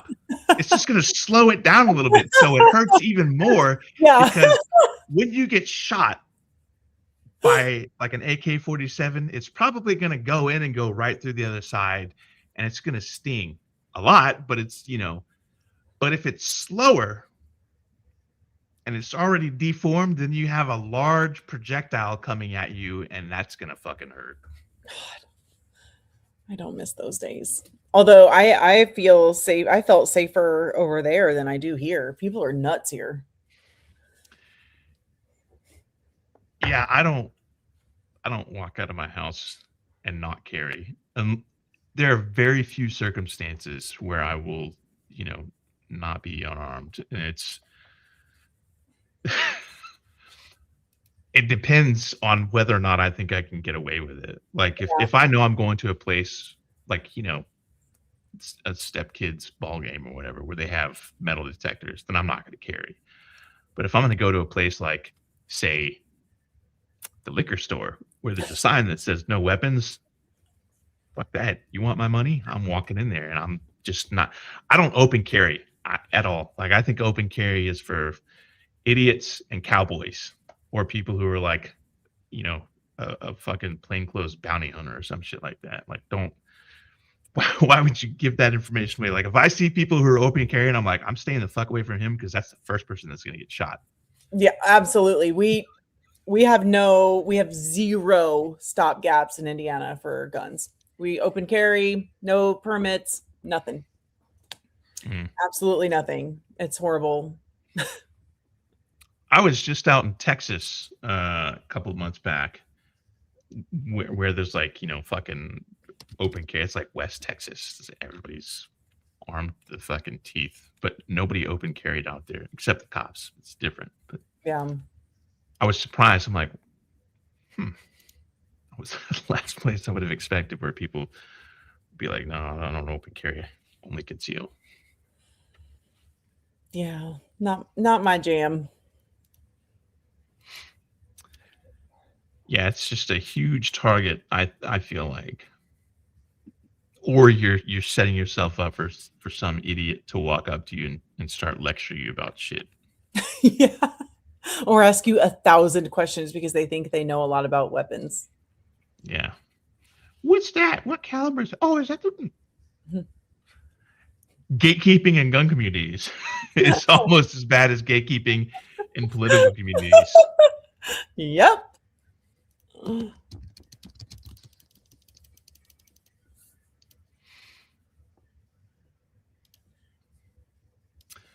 right. So, I'm sorry. When did you say your election was? Was it not until June 6th is our June 6th? convention. So we've got That's some right. time. We are heading Date. into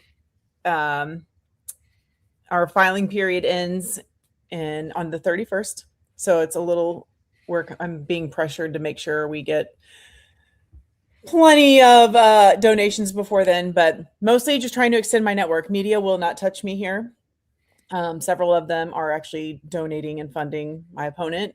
But I am not the big name. I am not the legacy. I am not the one with the most money. So it is literally like pulling teeth trying to get people to pay attention to me. So I very much appreciate you having me on. I'm trying to do independent media as much as I can to help get my name out. I think I recall somebody telling me that if you wanted the media to show up to things, the best thing to do would be to hold a press conference and invite them to cover the press conference and tell them that you have a very important announcement. Whether or not you actually have an important announcement is entirely your prerogative. But once they're there, they're yours.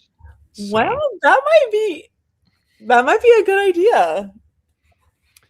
you have like a publicist or a manager, or I do. I have a team that I will run that by them. They'll have to I would want something to actually be able to be said there too, because if a woman does it, then she's just like doing it for the show, right? So I would need to have like a good reason, but I can always make up a good reason. You need a scandal is what you need, but not an actual scandal, but one that somebody thinks is a scandal, and then you're like, nothing burger. That's a good idea. That could be interesting. I have a feeling in the next few days I'll be able to get something in the paper. We're working on it. So that's something that must leave. Yeah. Yep. Is there some dirt? I know some people. Oh, that I have- will that have email cooking you. skills. I will email you. I think at least 2 of them are in the chat right now Oh. that potentially,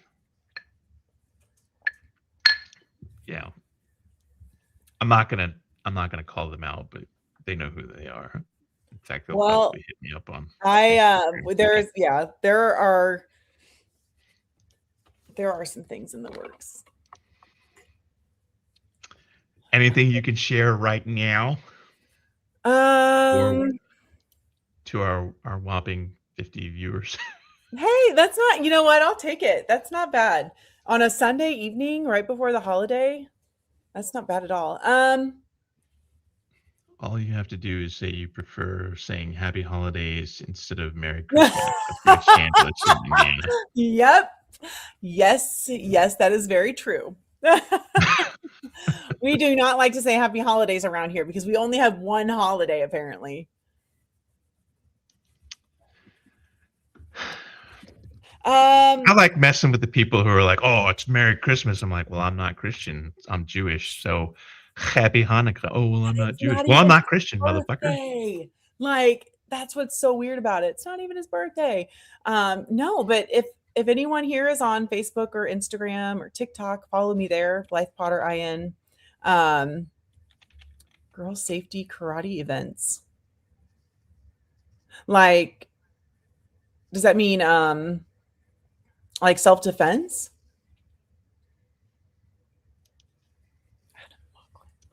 Oh, I had to look for that. I'm like, where are you seeing that? Oh. I need to write this down.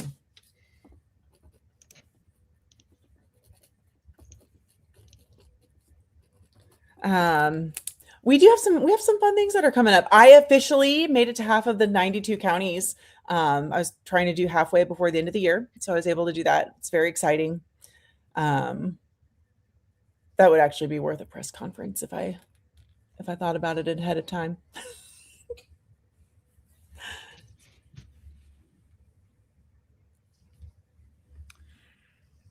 One second.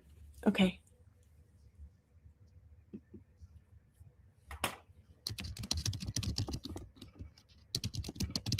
My cat is like, I don't even know what he's doing, but it involves the stupid drapes and blinds.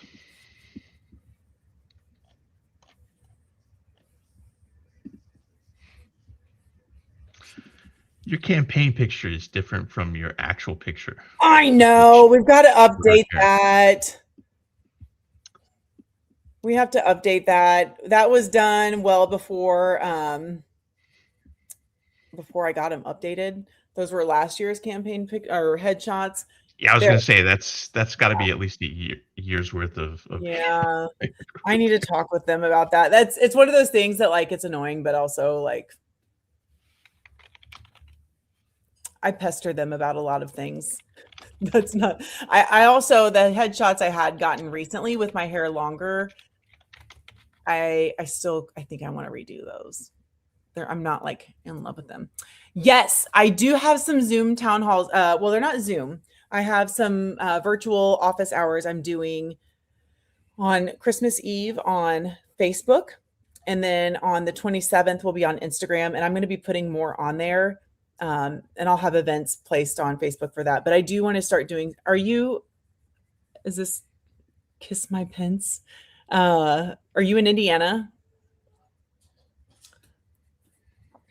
Because I can make sure you find out about those. But I will be doing some Zoom town halls because it's going to start to get hard to get to places if the weather gets bad. I want to be able to reach more people.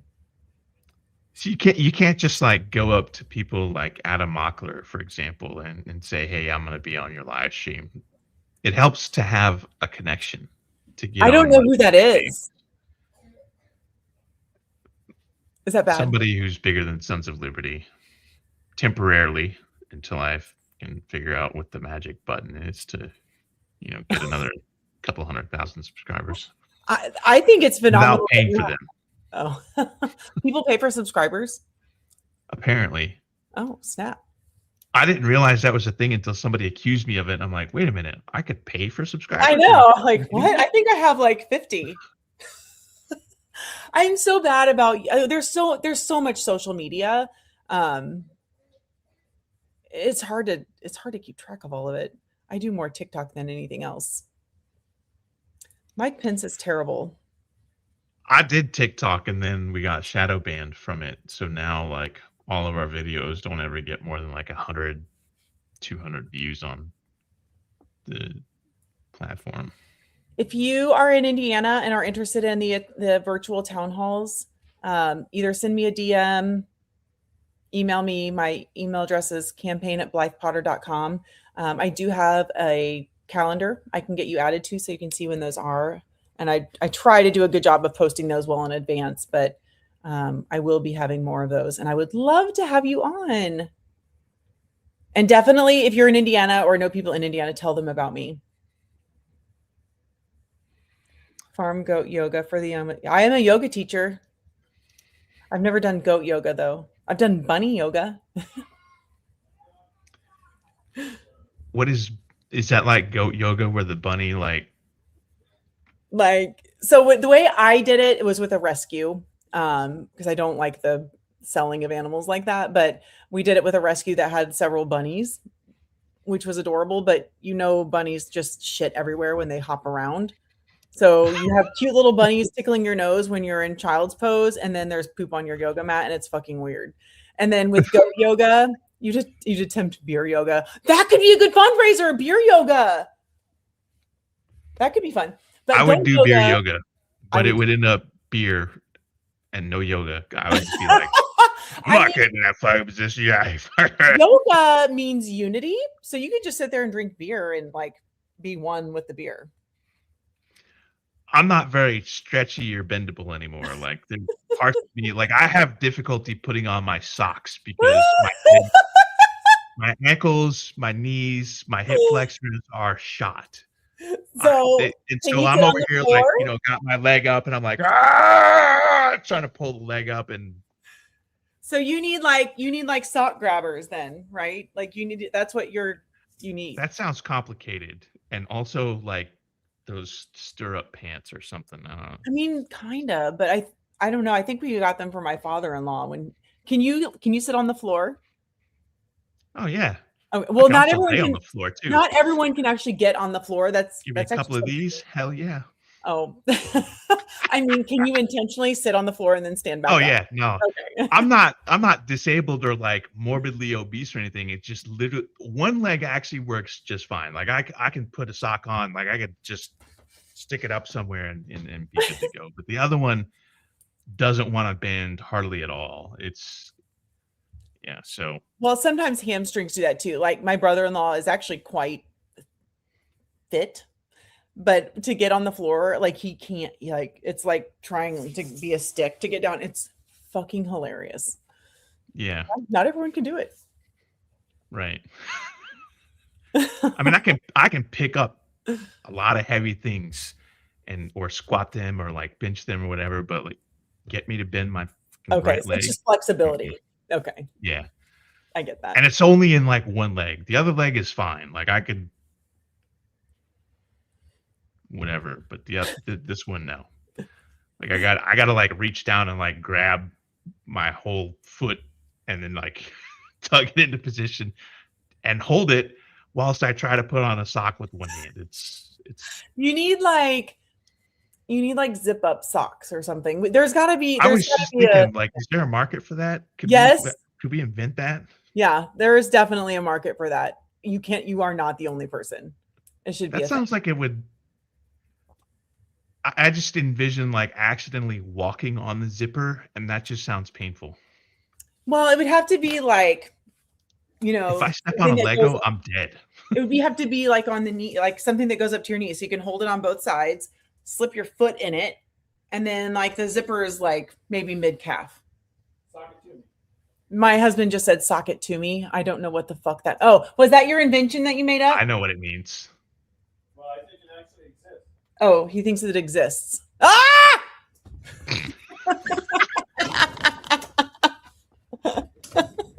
Not that kind. If I Google sock it to me, No, don't do that.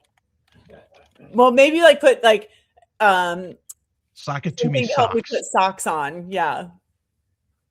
or sockittome.com is actually a thing. So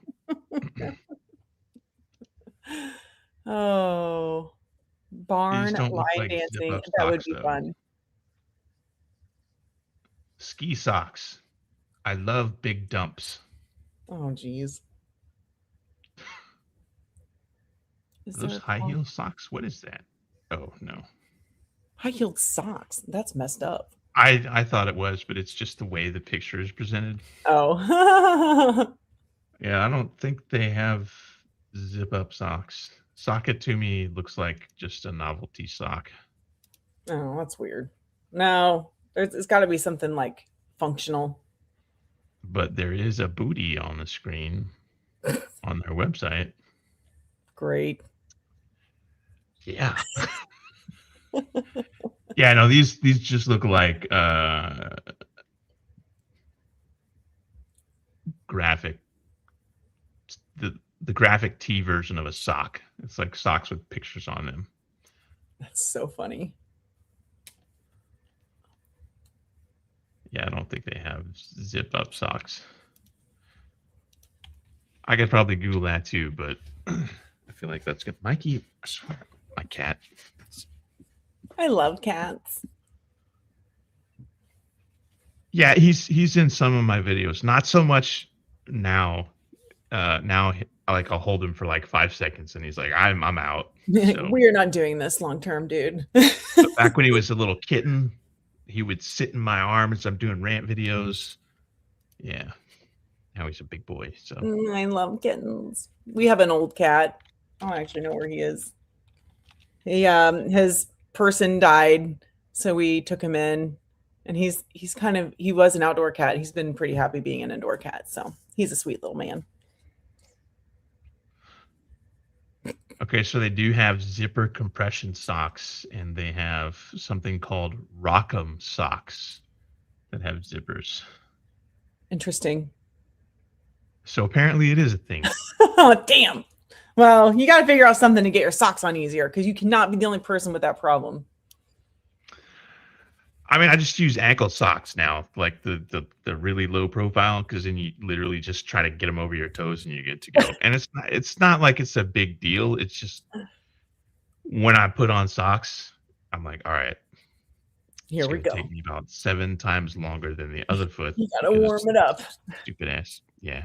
That's so funny. And I'm not doing stretches just to put on socks. Like that just seems excessive. So like I don't hardly ever wear them unless I'm going to put on shoes. Like I'll put on flip flops first. I don't care. That's so funny. Wonderful. Well, thank you for having me on. I'm going to jump off and put my baby in the bathtub. Aw, thanks, Melinda.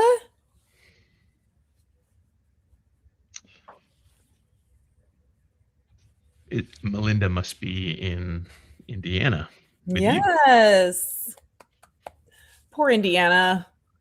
We just get the shit of everything. But it's been really cool. It's actually been a really cool experience because most of the people in Indiana are just over all the bullshit and they're ready for something different. So it's been pretty energizing. So you still have to fundraise, right? Like you're still yes. Fundraiser? Yes, I am still fundraising like crazy. I know we won't have the most money, but I'm hoping we end up having the most donors. We were very close to 500 total a few days ago when I checked. So, thank you. Will you be able to be a delegate, Bongo Dave? Yes, I need delegates. So anyone in Indiana, I need you to commit to coming to Indianapolis on June 6th and be a delegate for me. And if you're interested and available, let me know. I'll tell you how to sign up for that. It's very easy. We need change. We need some big change for sure. Poor Indiana. Yes. So what is the delegate thing and how does that work? So there's a form, and on my website, blythepotter.com, if you go to get involved, it'll take you to the NDEM's website that explains it. There's a form called a CAN 37. It stands for candidate form. So technically it is an elected position, but it's like, it's really not a big deal. So like Johnson County gets 44 elected delegates. And if we get over that number, then they will go on the ballot. So in theory, you could be voted elected. You'd have your friends come and vote for you in the primaries. But those delegates from either the primary ballot or appointed by the Democratic Party chair in their county will convene at the Indiana Convention Center on June 6th. And it's kind of an all-day thing, but you could leave after you vote, which is early afternoon. We break up into our congressional districts, and they'll go over like congressional district business then, which usually is not much. We do have the caucuses, women's caucus, Stonewall Dems, and we can hear what's new with them, what they have planned, things like that. And then we all get together after lunch, and we, myself and any other opponents and the treasurer and auditor candidates will also do speeches there, and then we vote. And then whomever wins each of those votes for those three positions will be on the November ballot. So then you effectively have like 5 months to canvass the rest of the state and get people to vote. So I'm trying to multitask that now by not just targeting and engaging Democrats or people who will vote Democrat for the convention, but just in general, D-Day. In so many ways, it's D-Day. Just try to get people. We have terrible voter turnout, and it's actually quite close. We're little like 60% of voters who vote Republican, and 46% of voters who vote for Democrats. But we need to get 100% of registered voters to start voting. So you need delegates. I need delegates in every county in the state. When is the last day that delegates can sign up? So they can sign up starting at noon on January 7th, which is a Wednesday, at their county clerk's office. Those forms do need to be notarized before you sign them. The last day is February 6th, also at noon, is when they cut that off. And if you have, Indiana is definitely rigged. It is definitely rigged. I need it in all parts of Indiana. And even independents can technically do it if you've pulled a Democratic ballot in the past for the primaries. So we need to have you back on the show in like 2 weeks. Yeah. Yes. I will get people to sign up to be delegates. Yep. And energize them out. That other states probably do something similar. I should have researched that to know that. But it is something like we don't even have ballot measures here. The state legislature will have to go through 2 full sessions and decide at both session that we get to vote on something after that. So I'd like to actually work with the legislature to be able to have ballot initiatives. And something I'd also like to do is to get rid of the fact that we have delegates voting for the Secretary of State, the auditor, the lieutenant governor, attorney general, and I'm missing one, treasurer.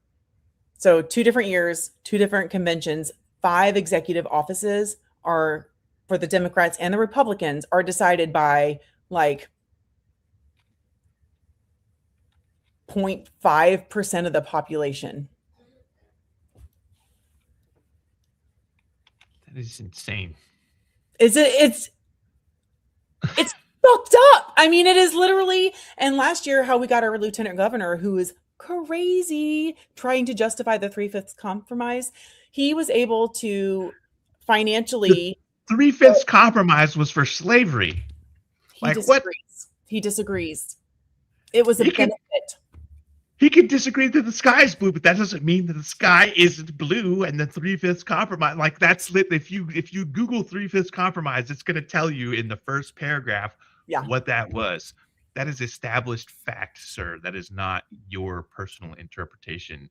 It's you utter fucking weapons grade lemon. He is horrible, Governor or Lieutenant Governor Micah Beckwith. So how he was able to manipulate the delegates was he got a bunch of people first of all, his name is Micah, so he wears like super tight pants. It's like uncomfortable to even look at. It's weird. He's a weird dude. Likely also a pedophile. he's got a scandal. Shocking. So he's a pastor at a mega church in one of the wealthiest. Down with no tight pants. He's terrible. But he was able to, he was able to manipulate delegates mostly from the church that he works at, and then other branches of it, to make sure that he was the one who got the nominee. Our governor, who is also terrible, actually also hates him. So you have two terrible people who don't actually like each other. It's so weird. It's so weird. This guy's whole ass haircut and smile scream, I wear tight pants that come down to my ankles. Yeah. And I wear like boat loafers with no socks with those tight pants. It is the douchebaggery in Indiana politics right now with the GOP is just. He looks like he's a tool. It's really bad. He looks like a dishonest Seth MacFarlane. Yes, everyone says he look. They call him Timu Seth. Timu Seth. Anyone in Indiana, if you're on TikTok, you need to follow the Hoosier Lemon. She loves to rail on him. It's so funny. And we've got an activist named Cass that, she is on him like white on rice, and it is epic. So they're working pretty hard to get him ousted. Separation of church and state should be a thing for sure. Indiana's main money makers, you mean like GDP? Used to be like soybeans and corn, but that may not be the thing anymore. Dishonest. Isn't Hoosier a movie with like Gene Hackman? Hoosiers is a movie, yeah. So we're a basketball state. We love our sports ball. We don't love our people as elected officials generally. The Republicans don't, but we love our sports.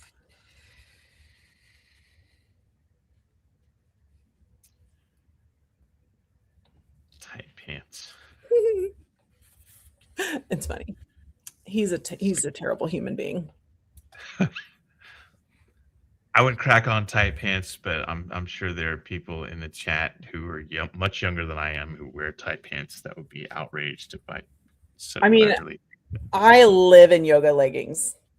I work in them. Yeah. Okay. So, and that's not only is it acceptable for women, but I personally strongly encourage yoga pants and the like.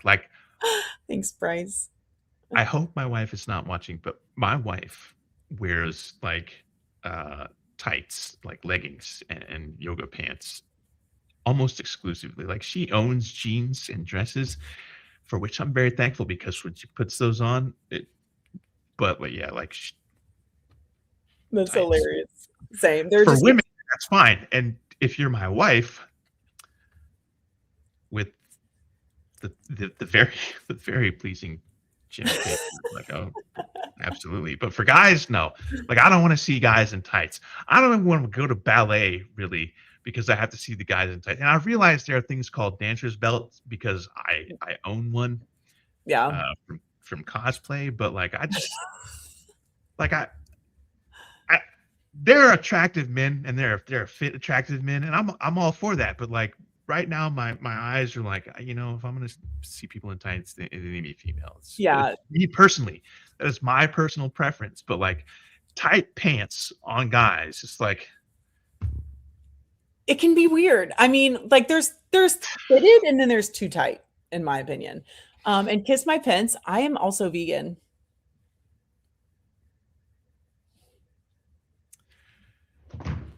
Mikey, I swear to. Is that the cat? Yeah. Damn, what'd it do? Knock something over? Yeah, I have a heavy object over here by the desk, and he's over there around with it. Oh. He wants me to play with him. And my cat actually fetches.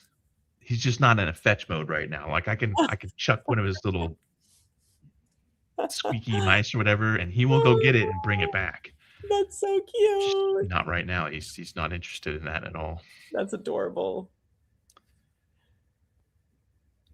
men in kilts are okay. I'm from fucking Scotland. I have like 3 kilts. No, those are just the dress kilts. Like, doesn't even count like the everyday kilts. But we don't wear them every day. Like, people think of Scotsmen as like we constantly wander around in kilts, and that's not the case at all. That's like, not the case. So they're exclusively for like weddings and the occasional funeral. That's Indiana imports 90% of our food. So it's very easy to be vegan in Indiana. A lot of states do It's that. bad. It's bad. Most of our food is imported from outside. It's like when the tariffs were coming, I was like, yeah. Do you motherfuckers not know what this means? Like, most of our food is imported. I'm not telling everyone what to do. I mean, maybe not wear pants that are too tight. That's just like healthy. Vegan telling everyone what to do. What? I always hesitate to tell people that. Well, some people are into that, you know, like being bossed around and whatnot. Yeah. I'm not a sub, so. That's so funny. Yeah, we need to start working on teaching people how to farm, like do small plots in their homes, either like on the actual Community land. gardens. Community gardens. We need that for sure. They have a couple of those in big cities. Like when they tear down a building, oftentimes, well, not oftentimes, but on occasion, the community gets together and purchases the plot of land from the city, and then they grow a garden there. I love that. I wish we did that. Yes, a victory garden. We have a channel for that on our Discord server for people that want to grow victory gardens and a big how-to. Nice. Yeah. I'll have to check that out. Yeah. I mean, like, isn't that all people though? We love to be judgmental. But you know what is not partisan or has anything to do with being vegan is voting rights. Eating food is a nonpartisan issue. Like, literally everybody has to eat something. And we have so many food deserts in Indiana. We are losing physicians. We are losing access to food. Our roads are terrible. Our water is terrible. Our air is terrible. Our education is terrible. We are losing teachers. It's bad. And the way we fix that is by encouraging people to vote, but also sharing information about people who vote. We don't have any information readily available from the state on candidates. That's why there's so much money in politics, is because whoever has the most money can afford to send you flyers in the mail. So I want to create a voter handbook that I want to show up in like some obnoxiously bright color, like hot pink. So you can't miss it. It goes to your registered address where you're registered to vote, and it tells you everything about the elections. If there's a referendum, what those mean, every candidate on your ballot, information about them, where you can find more information, where your polling location is, the hours, how to get an absentee ballot, like all the things. And I think on both sides of the aisle, we'll be able to get in better politicians because people will be better educated and people will show up to vote. That's how we change our lives, is by voting and getting rid of the bullshit. Of which there is a lot. There's a lot. And it's by design, right? You slowly just start taking away things where people don't really notice. They don't pay too much attention to it. And then you get to where we are now. So I think it could be good. And it could be good for our unions because we can use the USPS to send it. We can use unions to print it. So it could be good. Sustainably, of course. We do. If you are in Indiana, follow MAD Voters. It stands for Mutually Assured Democracy. They're a 501c4, nonpartisan, and they're amazing. They are amazing. Democracy. They are amazing. They like dissect everything that's happening in the legislature, which we just started ours a month early because of the redistricting bullshit. Thank you. But they're very good with supporting candidates they're typically Democrats, right? Because human rights, but I'm sure they have had some Republicans that they've supported. Indiana, yes, and we went for Bernie in 2016. We want people who are different politicians in the state of Indiana. We just don't get them because by and large, The gatekeepers like to give you something pretty and wealthy on a platter that looks like a Ken doll and is going to screw you over. Or a dishonest Seth MacFarlane. That. We're going to flip the script here next year in Indiana. It's going to be wonderful. But I am going to jump off. I would love to do this again if you would have me. I appreciate you making this happen. I have a couple of openings actually. Ooh. On regular Tuesday. Actually, here, let me just present my screen. Let's see, present, share screen. I try to be real. Tell your friends. Tell all your friends. All right, so this is our live stream schedule for the next month and a half. So tonight, obviously, is the 21st, and then running up to the new year, I've got more than I probably should. But after that, into the new year, I can either work around these two dates, January 6th, January 13th, or like I think the 20th and the 27th are open. I could do the 27th. Okay. Then we'll just go ahead and put that down and we'll have you back on. Yay! Email me though, because my stupid ass will forget. And I will do that. I don't know if Janet is watching, but she typically watches a lot of our live streams where she is the one that handles the booking. Usually, I mean, I will handle them too, but she's the one that is like the master scheduler. So awesome. I just sent you an email. And do you know what I do on Tuesdays at 8:20? Which I'm okay to be late on that one. I take a dance class. I danced my whole life, and I was a dance major the first time I went to college. I am Jack's complete lack of surprise. Like, okay, so Blythe is an Army veteran. She's running for office. She looks like Jennifer Connelly, where if you're me, a man of a certain age, you definitely had a crush on Jennifer Connelly from basically The Rocketeer until like yesterday. I love it. Yeah. And then she also does yoga and dances. I'm also an esthetician. I'm a small business owner. So when we were in Iraq, there were 9 females. 9 of the 19 people for this detachment were females, which is pretty fucking cool. But I am an esthetician, so I do like facials, waxing, massages. And the woman at the time in 2005 who did my hair sent me a wax pot in Iraq. Dude, we had the fucking prettiest people you've ever seen in uniform. They were hairless in all the right places. I even had my boss's aide, who was a colonel, lieutenant colonel. I don't know. He was an officer. Had me picked up in a Black Hawk with my wax pot and flown to Biop so I could wax his back before he went home on leave. That's my claim to fame on wasting government money. Yeah. Yeah. Yeah, I was going to say. But how do you say no to that, right? Like, it's funny and hilarious, but also like, should we be doing this? Yeah. Yeah. Yeah. It was funny.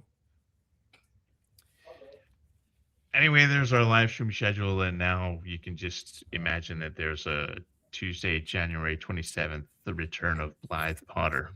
Yay! And that'll be like before the closing of our filing deadlines for the thingy. So yeah, so we can talk about the delegates again. Yes. Hopefully we'll have some good reports back. So yeah, I think that's something that we're going to want to follow up with people on. Like, so is there an online link where people can do this, or do they have to literally go down and do it in person? So you can print the form off. You can fill it out with a PDF filler. the first page. The second page is where it gets notarized, or the back of the page if you're not printing it, if they have it there. But most county clerks should have them available for you. Most county clerks should also have a notary available. I know you can get them at the UPS store for $30, which is a total scam. Banks have them. Sometimes libraries have them. That's the one killer there, is making sure it gets notarized, because there's some work involved in it, right? But yeah, you'll fill out I don't even know what I was talking about. Filling out the, it is, if you go to my website and hit the get involved, it'll have the thing about being a delegate on there, and it'll tell you everything you need to know. But people can email me, you can message me. I'm generally pretty responsive with email. So yeah, it's kind of a big deal. It's pretty exciting. And I really think where we are in Indiana, like being so red, I think we have a really good potential of like leading the way for change in the rest of the Midwest too, and the Bible Belt. So it'll be good. I like that. Be yourself and have fun. So, well, I will see you on the 27th, if not before then. Of January. Oh, are you coming to North Carolina anytime soon? That would be fun. Well, I'll probably see you online. Oh, thank you. I do make rant videos. Yeah. All right. Well, thank you so much for giving us your time to talk about your campaign and plenty of other unrelated things. That's the fun thing. You can't get two veterans together and not talk about random shit. Yeah. So thank you, Jennifer Blythe Potter, for being on our live stream. Sincerely appreciate it. And we will see you back again on the 27th-ish. Awesome. Thank you. I appreciate you all. Do you know what the 2 claps and a Rick are? No. Do I want to know? It's how I end all my videos. Oh, okay. So, I was like, yeah, no, it's not something that you'll find on FetLife. So I don't think so. It fucking better not be.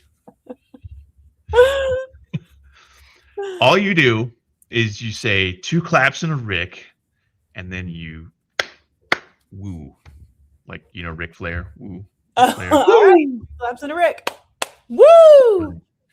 No, you got to give him time. You like 2 claps and a Rick, pause for effect, and then you do it. Oh, okay.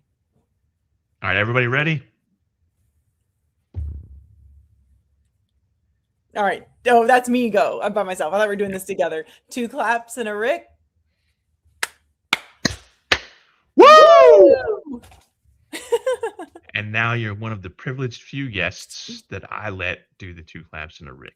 Aw, yay! That reminds me. Did they do it on the live stream where I was doing the protest? I gotta follow up with Elo and be like, hey, did you guys close out with 2 claps and a Rick or not? Better have. All right. Awesome. Thanks so much for being on, and we'll see you soon. Awesome. Bye.